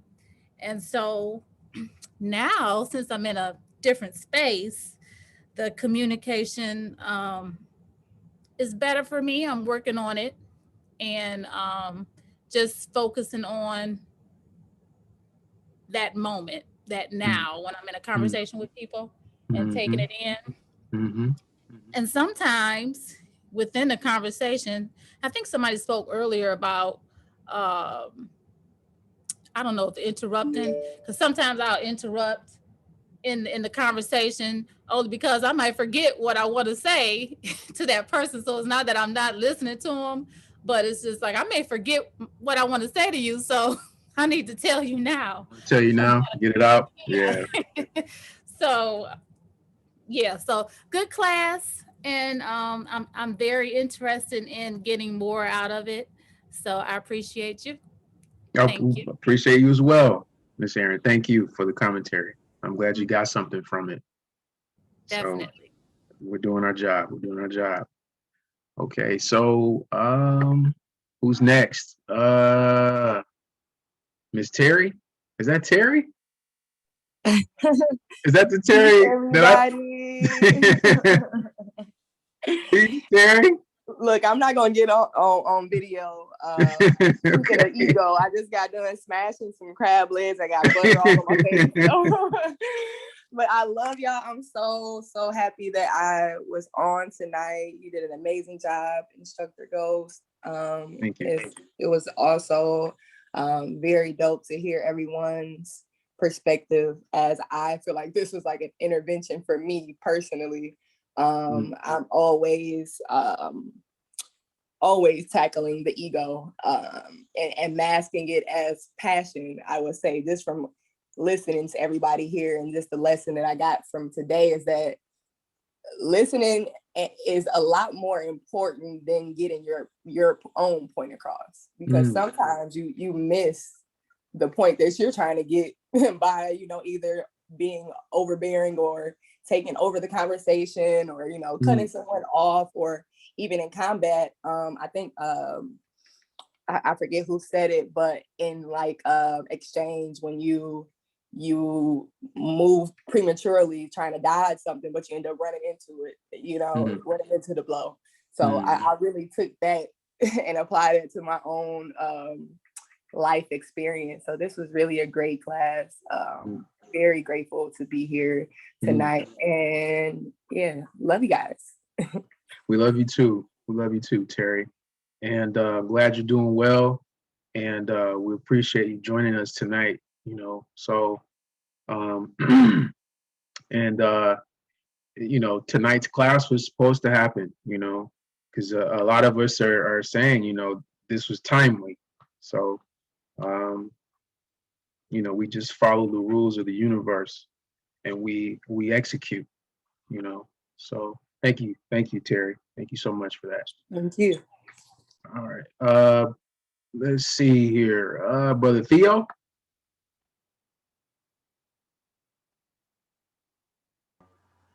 Peace, instructor.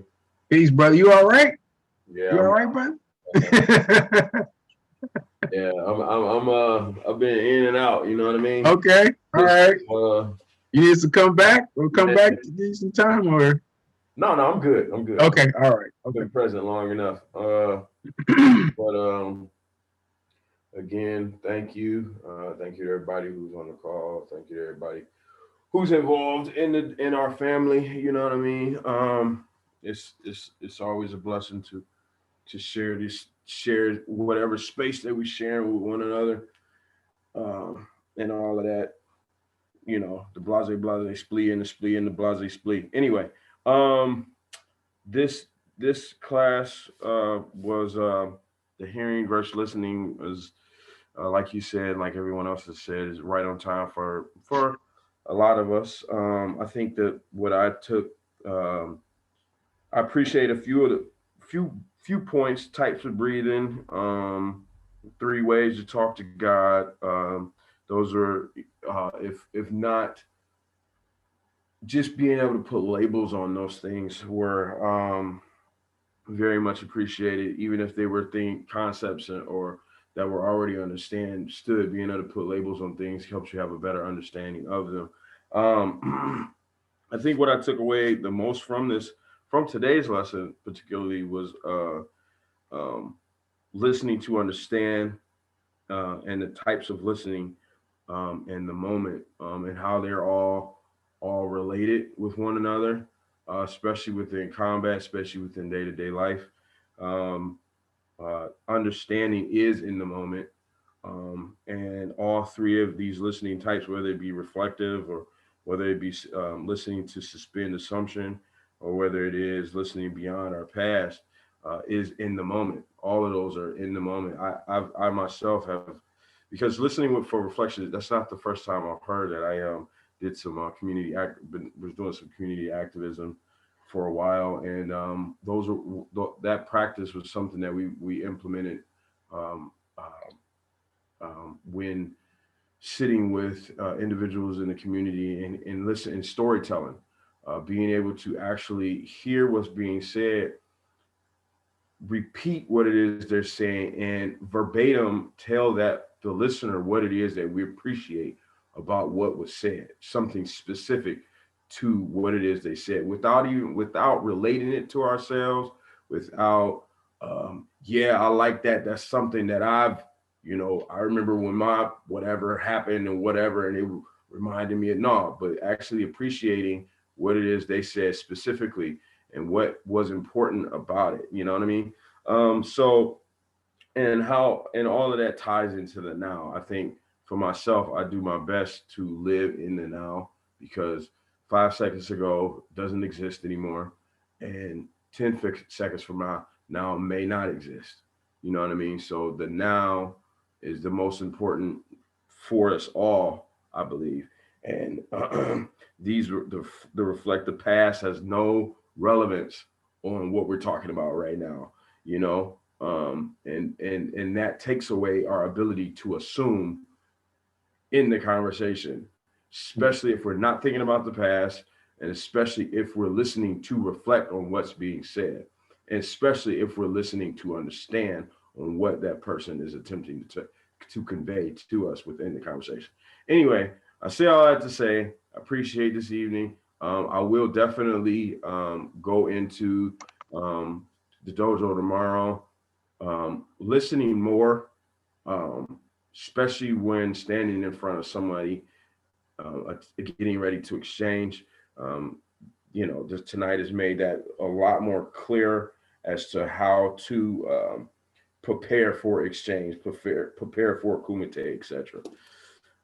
So thank you very much, instructor. Appreciate you. Appreciate everybody who's had something to say in class today. Yes, sir. Thank you, brother. Appreciate you. So, and look forward to seeing you, brother Theo. No doubt. Yes, sir. Okay, Ms. Kimmett.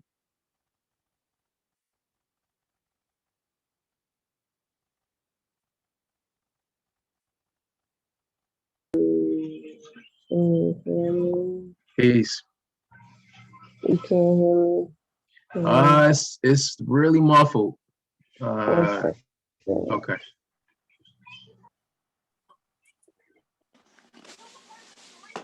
Can you hear me now? Yes, that's much better. Thank you. Well, I have to say that I wasn't listening as well as I would have liked to. I had a 3-year-old and a 2-year-old. I went until like 9 something. I feel like at the moment I feel like I was exhaling.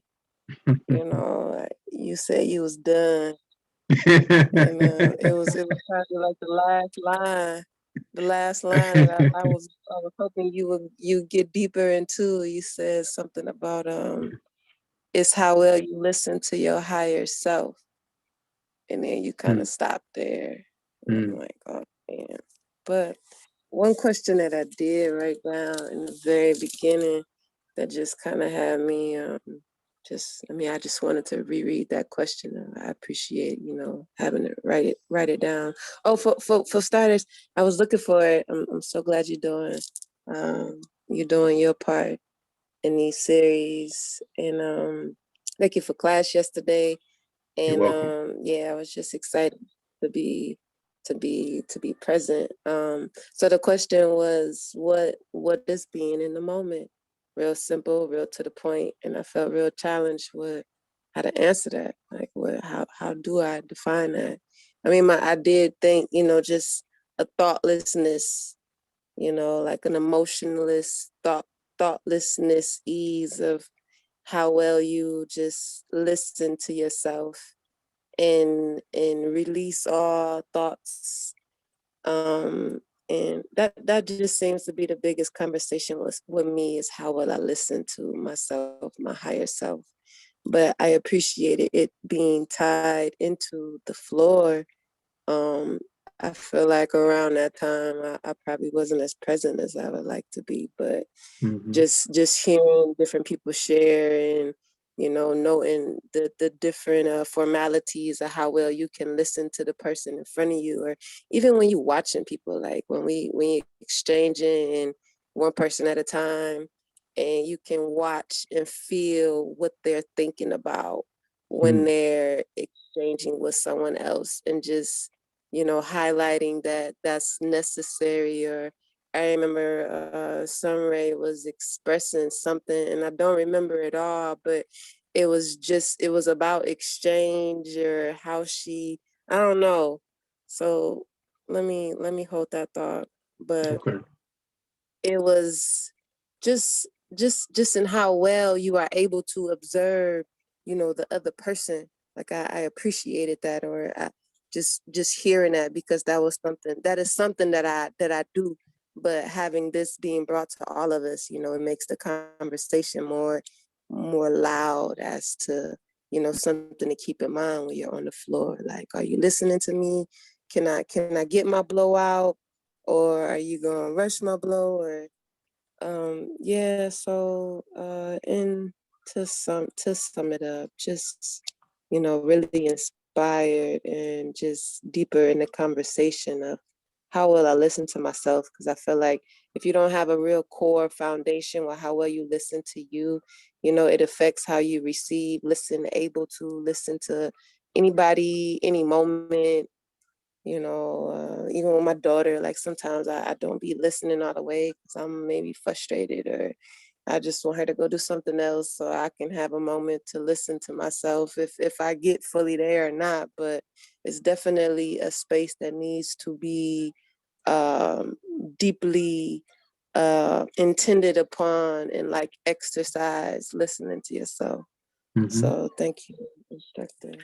Thank you. Thank you for that. Thank you for that. It's something that we all have to work on. You know, we are perfecting.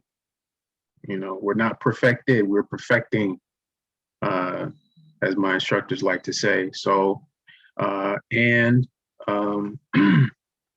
we inspire each other. So we're grateful to be in that position. So yeah. Thanks again, Kim. I'm unfortunately you didn't catch the full discussion, but it is recorded, so you'll be able to refer to it at a later time. Okay. Yeah. Oh, And thank you. nice job yesterday on the floor. Oh, I say.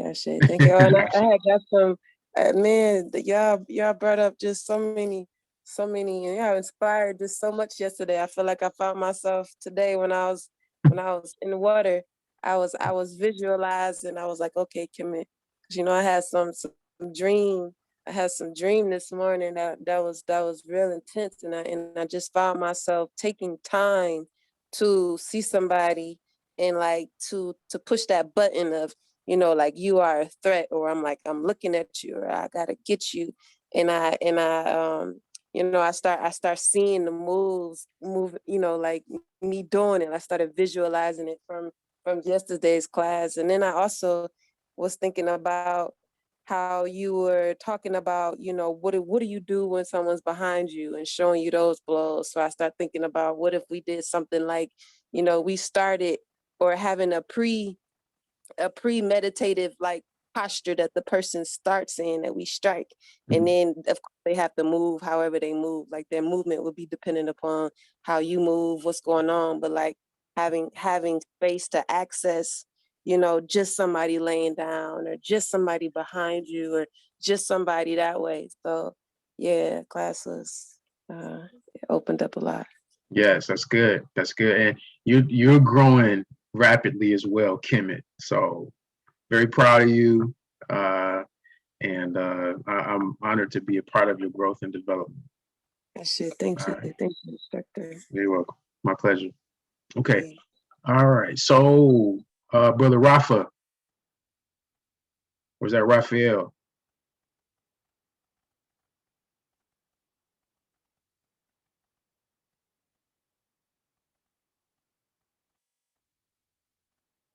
Okay. We'll move on to Brother Terrence. Peace, instructor. Peace. Peace, Brother Terrence. Peace, brother. It's all good. I really like these classes.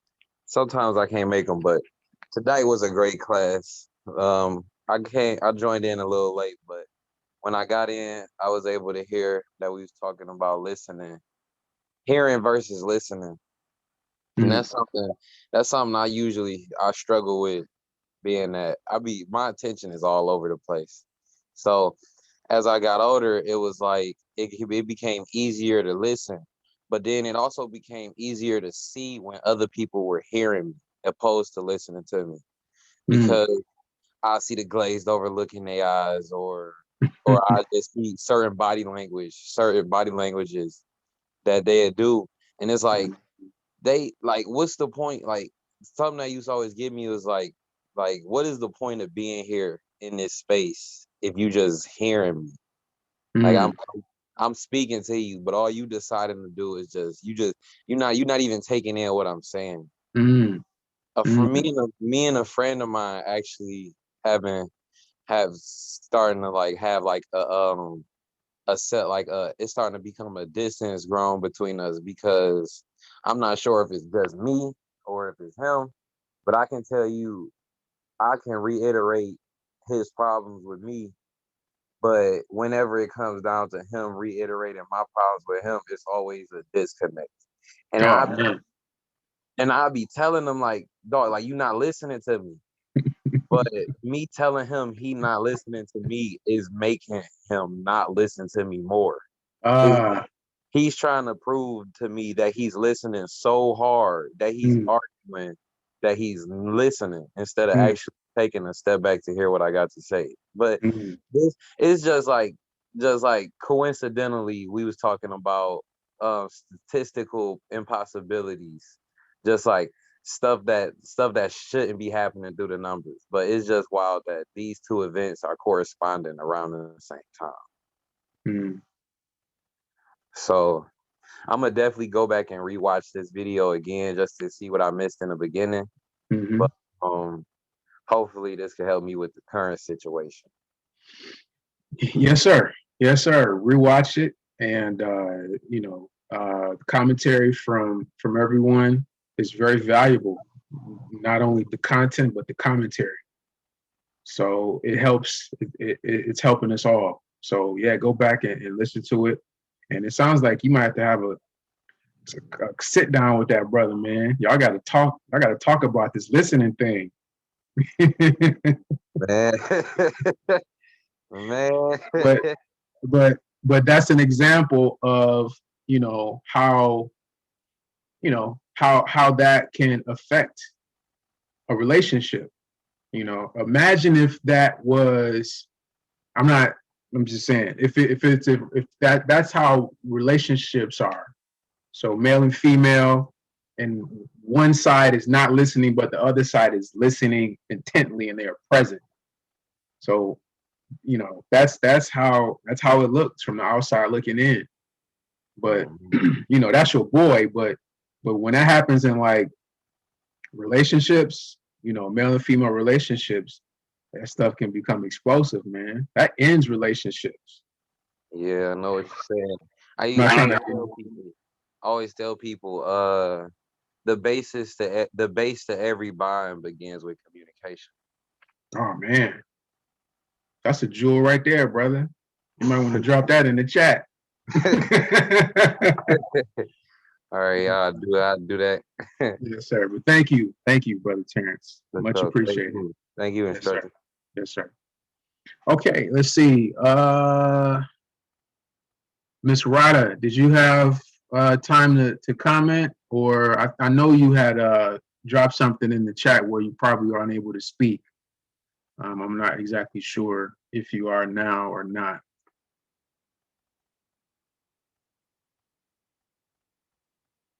Okay. All right, Miss Salama.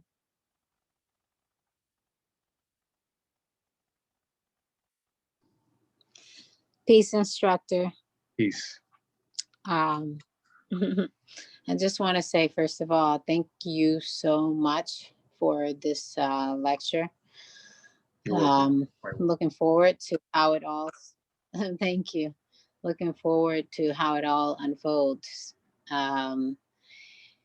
Yeah, there was a lot of just really amazing stuff, and it's so right on time. And as you said, you all move with intention and with the universe. And it's so evident in everyone else's commentary and input. And I appreciate everyone's input as well. Everyone else had really good things to say that, or things to say that were really useful.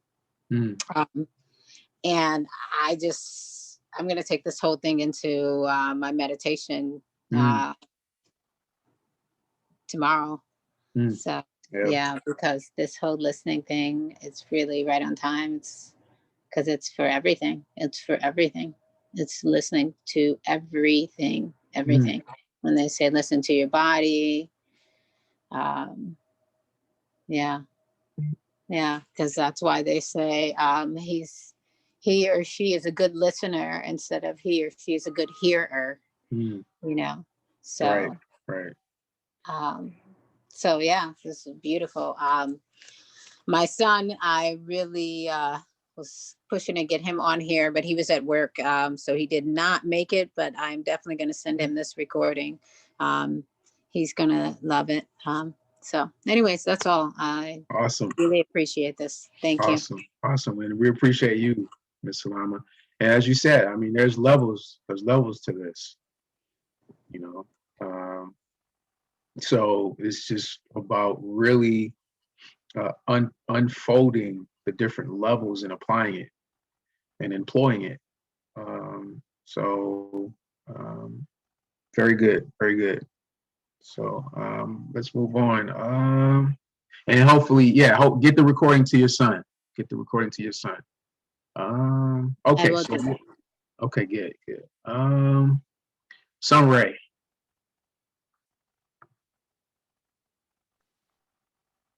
There she is. Peace, everybody. Peace. Hey.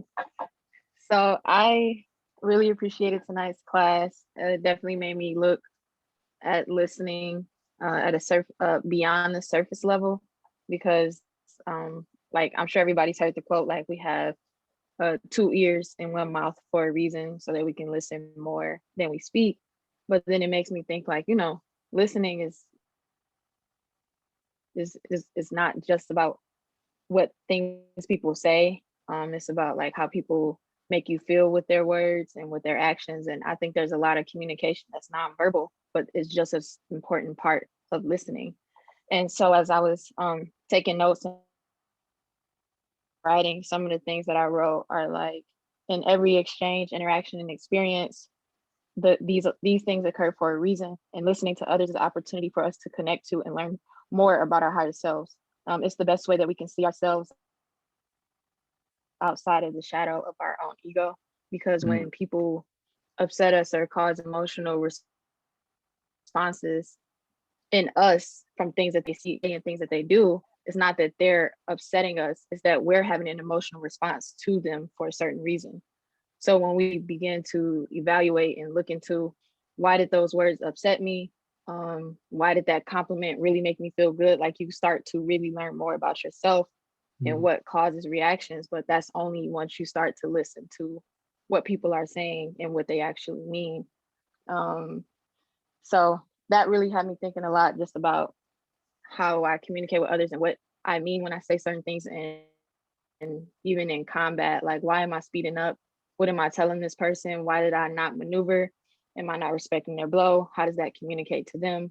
What do they now think about this exchange and this experience? So in a martial application, what ways can I be a better listener in exchange, in kumite, or when anyone asks me a question, like being able to make sure that I really truly understand, like, so are you asking this, or is this your question, before I answer and say like what I think sounds the best, but to make sure I'm actually getting at what they might need from me. And how my response shapes if they feel comfortable continue to ask questions, or if they got what they really needed. So it really made me think about just my response in any scenario, in the classroom, in the dojo, and in life. Amazing. You are amazing. You know that? Great job. Great job. Got some good instructors. You brought up a good point, though. In listening, there are moments where, as a listener, you have to be able to decode the question, or, because sometimes those questions come in as a Trojan horse. Doesn't mean it's negative. It could be positive, that, the intent, but you're saying something to me, but what are you really saying? And in combat, or I'm sorry, well, in training, I've noticed there are moments when my instructors, they can pick up on questions from students, and I'll hear the question, but the instructor will be able to decode and figure out what they're really asking. So that's what I got from you, Sunray. I just kind of, that's something else that I just wanted to add to what you were just saying. So thank you, and great job as always. All right. Okay, Gigi, I think I almost missed you. Gigi. Peace, everyone. Gigi. Gigi, I'm sorry. Problem, Instructor Ghost. Thank you, peace, family. Thank you, Peace. Instructor Ghost, for this amazing class on listening. So the class has me thinking deeply about a couple of things. on a metaphysical tip, just thinking about, so if we are all gods, in my conversations and in my communications with people, am I respecting that other person as such? Meaning, am I listening for the good medicine and the wisdom they have to share with me, as a God themselves? And so knowing that by honoring communication in that way, it will only lead to deepening relationships and kinship with that other person. So as a thought and a challenge to myself to do that better. And then on the Marshall level, I'm just thinking about how we are cheating ourselves if we are not fully engaged in the communication in exchange. And I think like I've been, just working on building up my arsenal, and I think I find a lot of pressure thinking about like which blows to work with, or like I'd be too caught up in thinking about, perfection or effective blows versus like really honoring and obeying the fight and like seeing what I can learn through actively engaging in the actual exchange. So those are the two things that I'm thinking about after this class. Thank you so much. You're very welcome. It's my pleasure. Awesome commentary. Awesome commentary, sis. And breaking it down from the metaphysical and the martial side, and how that landed for you. So very good, very good. And what this does is, this helps all of us. Everybody's commentary is helping us all, and that's why this is so very important. And it makes sense as to why this is done at the very end. So we're just pulling from everybody's,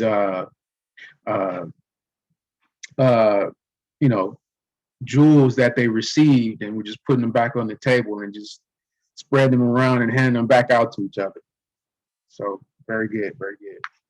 All right, so I think who we have left? Instructor Nathan. Instructor Nate. It's all good. Thank you, Brother Ghost. Yes, sir. Man, excellent class. I'm actually really honored and happy to be here. This listening has always been very important to me. I've seen relationships, friendships, businesses, and even empires can fall apart based on, communication, whether people are listening to each other or not. I mean, it's huge, it's foundational. And listening can make the difference between getting the lesson or not. It can make the difference between, forming the relationship or not, whether it's with someone or the lesson itself that's being taught. So, I mean, right there, it illustrates that, importance of how it forms the foundation. So it forms the foundation for a relationship.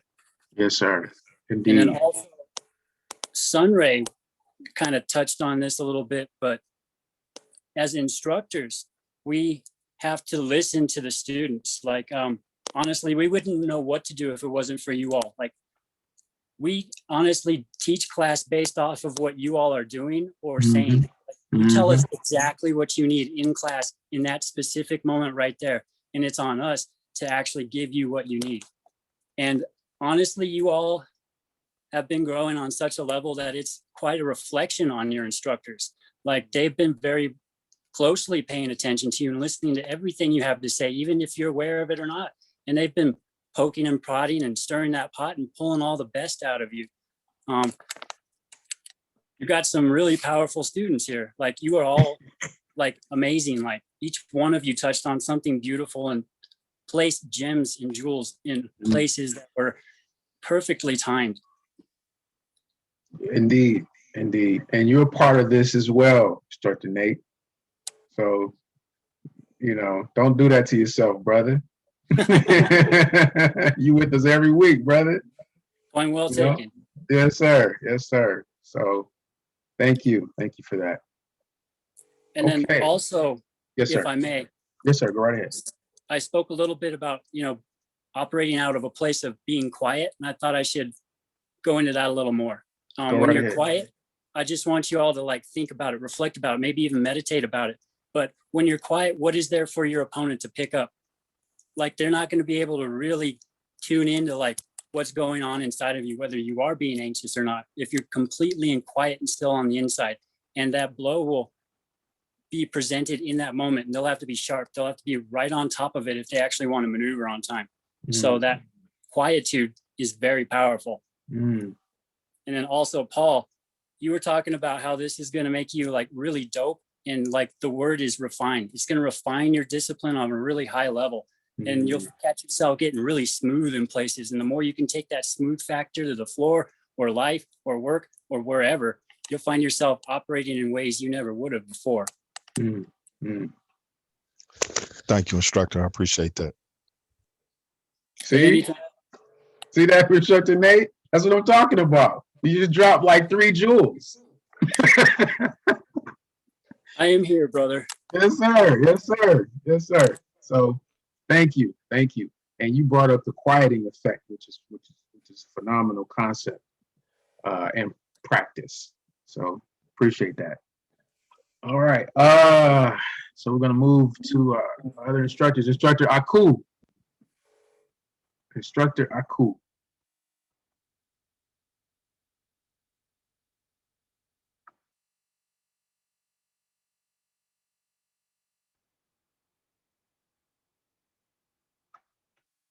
You with us, brother? Okay. All right. Said them 4:30 meditations might have got you. He in the bed, bro. Instructor North. Go ahead and take it from here, brother. Oh man, yeah, phenomenal class. Definitely, yeah, definitely glad you chose this topic. And the power of it is that it's right at the end of Mercury retrograde, which is the planet that governs and affects communication. So, this is right on time. And a lot of people spend a lot of time on how to communicate or thinking about communicating, but neglecting the fact that communication is a combination of speaking and listening. So, you can say whatever you want to say, but if the person is not catching the message, then it wasn't communicated. So it was just a bunch of words that fell on deaf ears. So just as you call it, the art of listening or mastering the art of listening is a very, very important concept, not only in life, but also in the dojo. We have our 2 rules of combat that pertain to communication, and it's combat communication and obeying the fight. So it's both. So you can't have one without the other. And it's definitely a very powerful dichotomy and relationship that really, really is important as far as combat is concerned.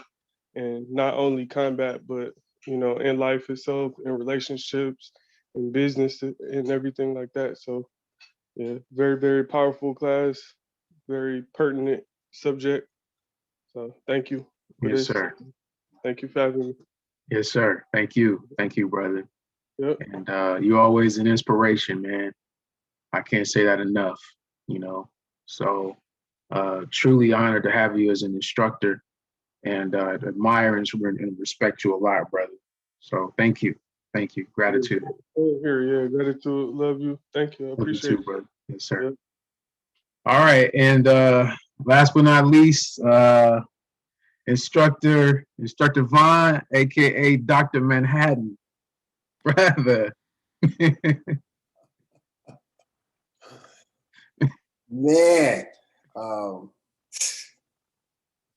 Man, I have to say that I'm humbled by just the caliber of student that you are and the other instructors have been, and just everyone. But as Instructor Nate said, that it's just I mean, what y'all dropped is like, man, my head, I just gotta hold on to it.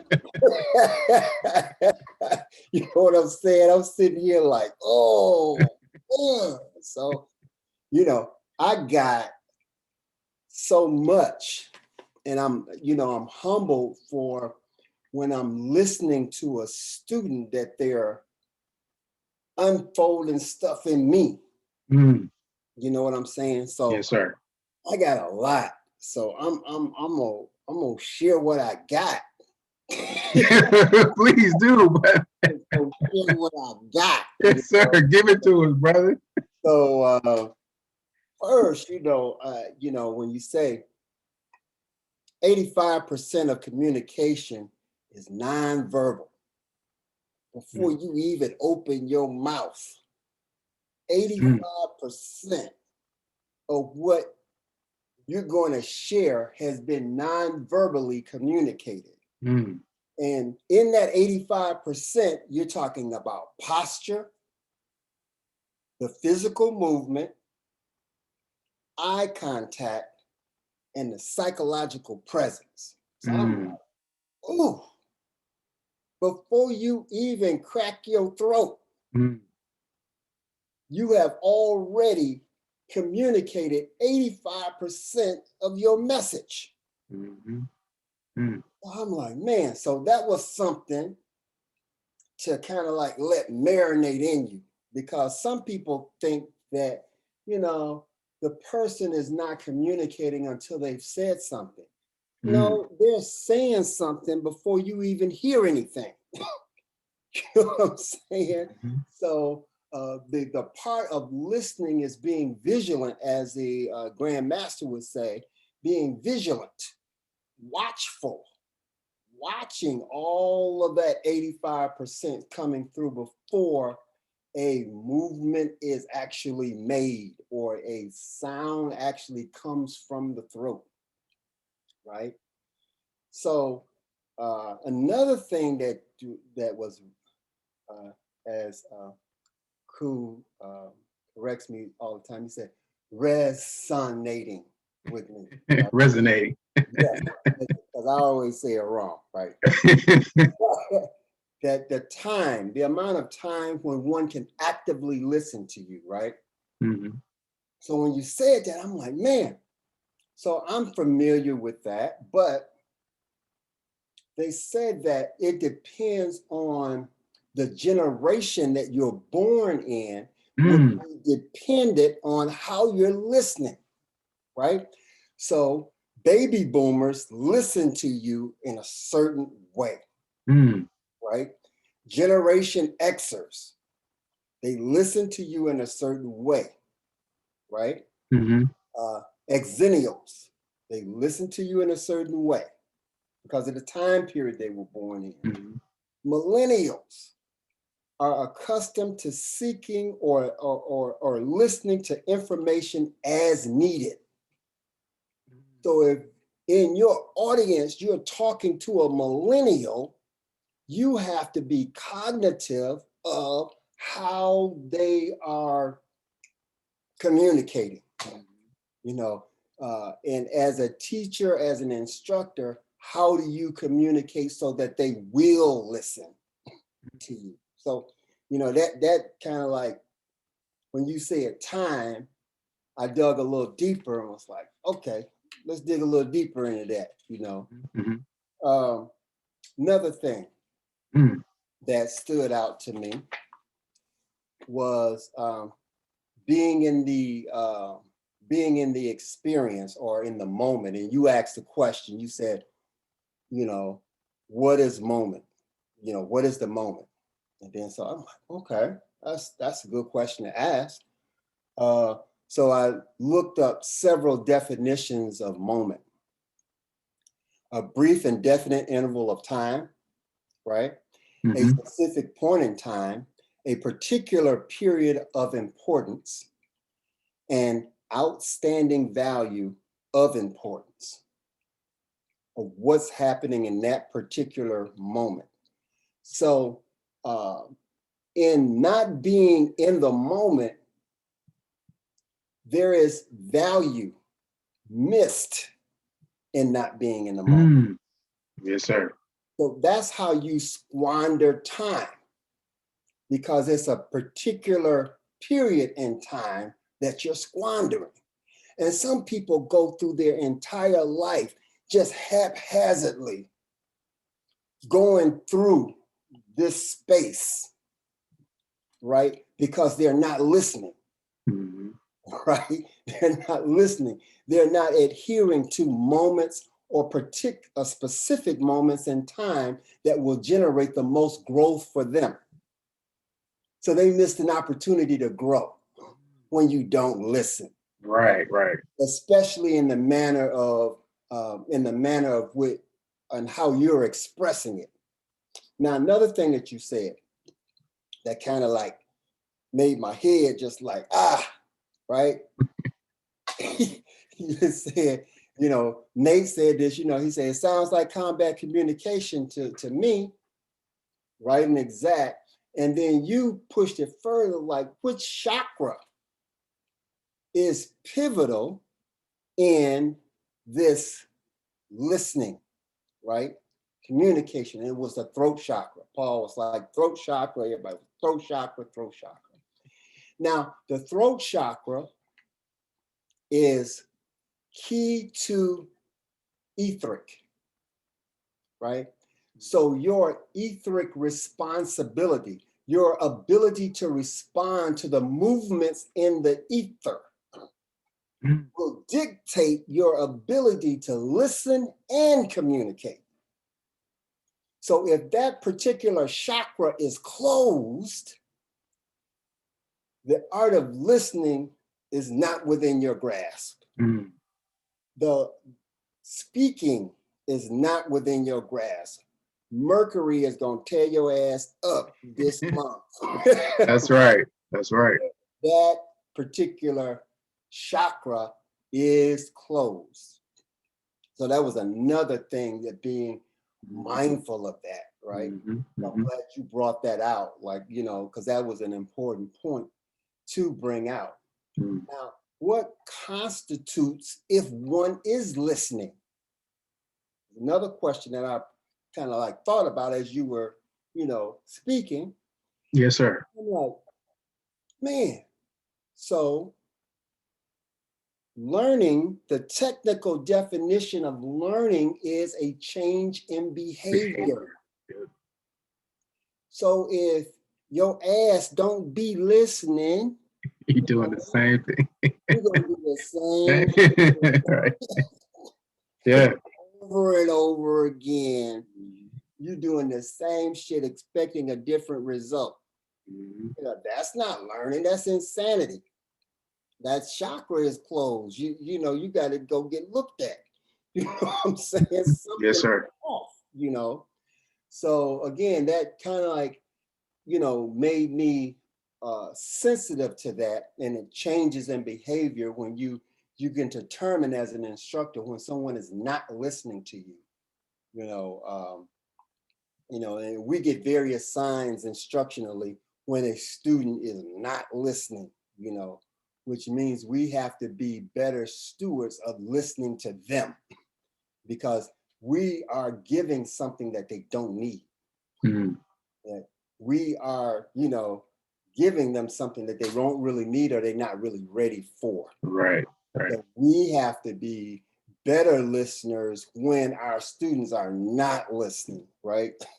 So again, that made me present to that. That circular breathing, that was a beast.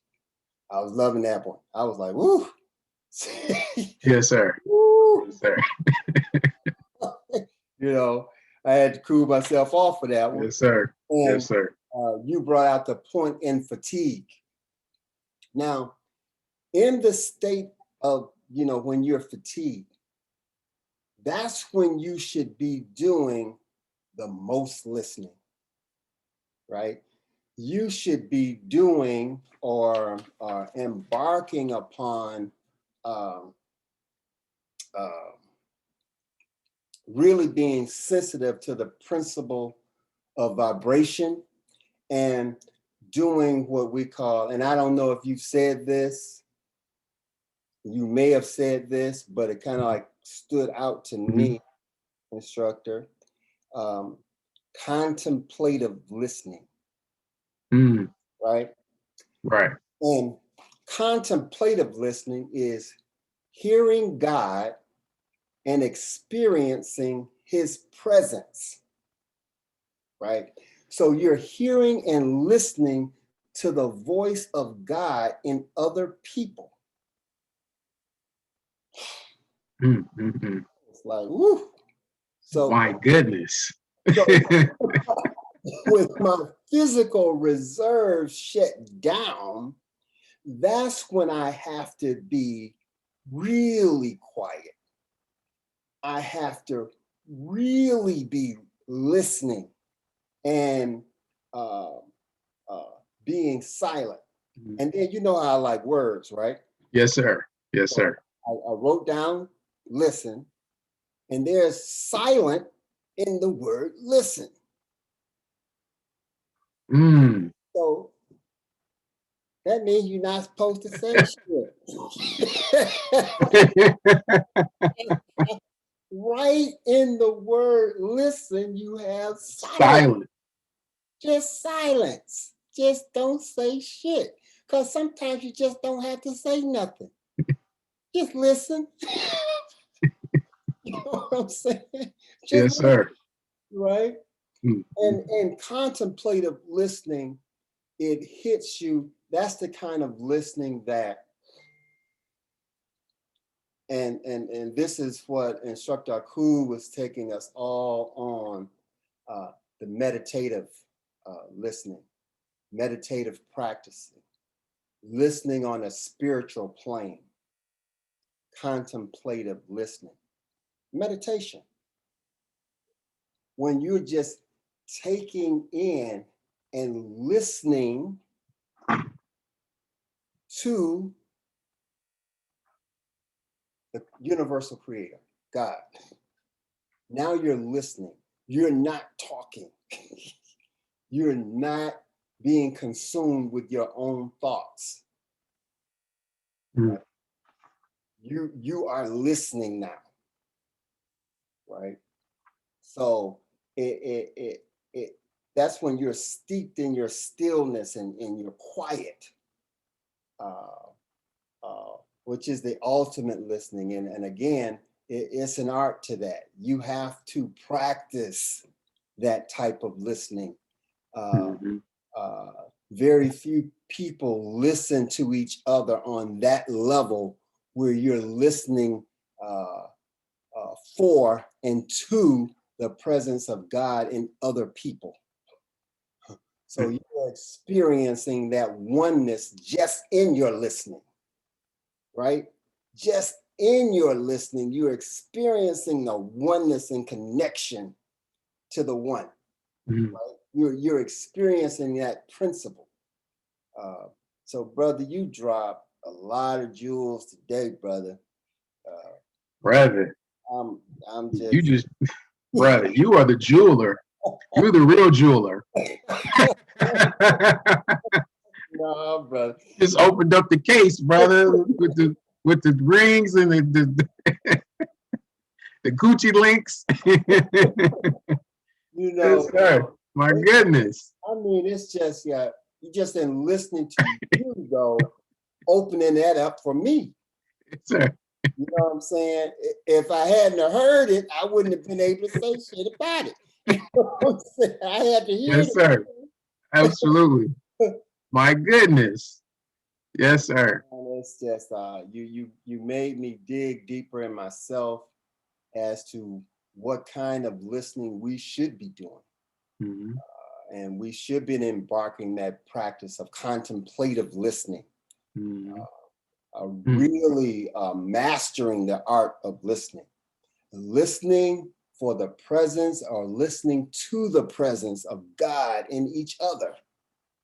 That's when you really listening. You know what I'm saying? Yes, sir. So thank you for that, brother. Man, just thank you, man. And I appreciate all of you students. Man, I look forward to getting on these calls. Likewise, brother.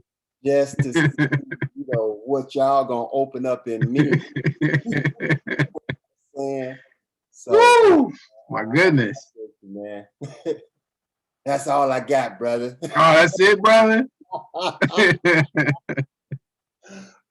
Yeah, yeah. So magnificent, brother, as always. Nah, brother, you magnificent, brother. So I'm just, you know, I'm just what is it? The fruit. I'm just one of the cherries on the tree, brother. I'm just a reflection of yourself, brother. So thank you, brother. Appreciate it. Appreciate you, brother. Yes, sir. So with that being said, it's 10:30, family. Did anyone have any other questions, comments, commentary, anything they wanted to add? Instructor Vaughn's commentary. Anybody wanted to touch on that? Any commentary on any of that? We need a part 2 of that. I know with Instructor Vaughn's commentary, a quote that I've always kept to me is a shamanic quote that says, when we speak, spirit listens, and when we listen, spirit speaks. So listening, when we're listening, that really puts us in tune to listen to the spirit of God within, or God himself, herself within everybody. So I really like that. I had my pen in hand, like write that down. Like I'm listening to DJ Khaled with the keys when Instructor Vaughn's talking. Yes, sir. Instructor Ghost. Yes, sir. Just want to say great class, brother. I was with you all the way up until we started sharing, and this cozy blanket and pillow got me, brother. So it shot past me. Great class though, bro. Thank you for unpacking something as usual. You always come with a powerful angle, man, like E.F. Hutton. When you speak, people listen. So I don't know what all was said, and I won't jump back to it, brother, but I just appreciate you and look forward to whatever else you bring us, bro. Thank you very much. Yes, sir. Yes, sir. Appreciate you, brother. Cool. That was a tough act to follow them last 4 weeks, brother. You know? So yeah, thank you. Yes, Anyone else have any commentary? My son just got on from New York, and I'm just wondering if he wanted to say something about what he did just catch. Khalil Talini, you there, son? All right, he might be in and out of the train right now. Okay. Well, we're Yeah. glad to have him. We're glad to have him. Just have him refer. There he is. He just dropped something in the chat. So Okay. So maybe All he right. can catch us next time. For sure. Yeah. Yeah. All right. So anyone else? Anyone else? All right, family. That is gonna do it. Thank you, instructors, Instructor Vaughn, Instructor Nate, Instructor Aku, Instructor North. It is always a pleasure. It is always a pleasure. And everyone who's joined us tonight, students, white belts, green belts, blue belts, purple belts, salute. We'll go ahead and close it out, and we'll see everyone next Tuesday. All right? All right, brother. Thank you, brother. All right. Thank you, instructor. Thank you. Thank you. Peace and love, family. Peace, family. Peace and love. Ain't no next Tuesday. I'm gonna see y'all tomorrow evening. Tomorrow evening on the floor. Safety, peace, love, and light to you all, family. Thanks, Instructor Nate. Thank you. Happy Thanks, birthright, Instructor sis. Ghost. Instructor Vaughn. Thank you. Thank Thanks, you. Cool. Thanks. Peace, family. I Thank you. said 11. I said 11 o'clock. You can stay here. You can stay here till 11 if you want to, but we're going to sleep. I've been holding on for dear life. I'm out, baby. Y'all have a good one. I got like an hour and some change left. Peace. Happy birthday. Thank you. Love you, Randy. Oh, I love you more. See you on the floor. All right. See you on the floor, Mama. Peace. Peace and love, y'all.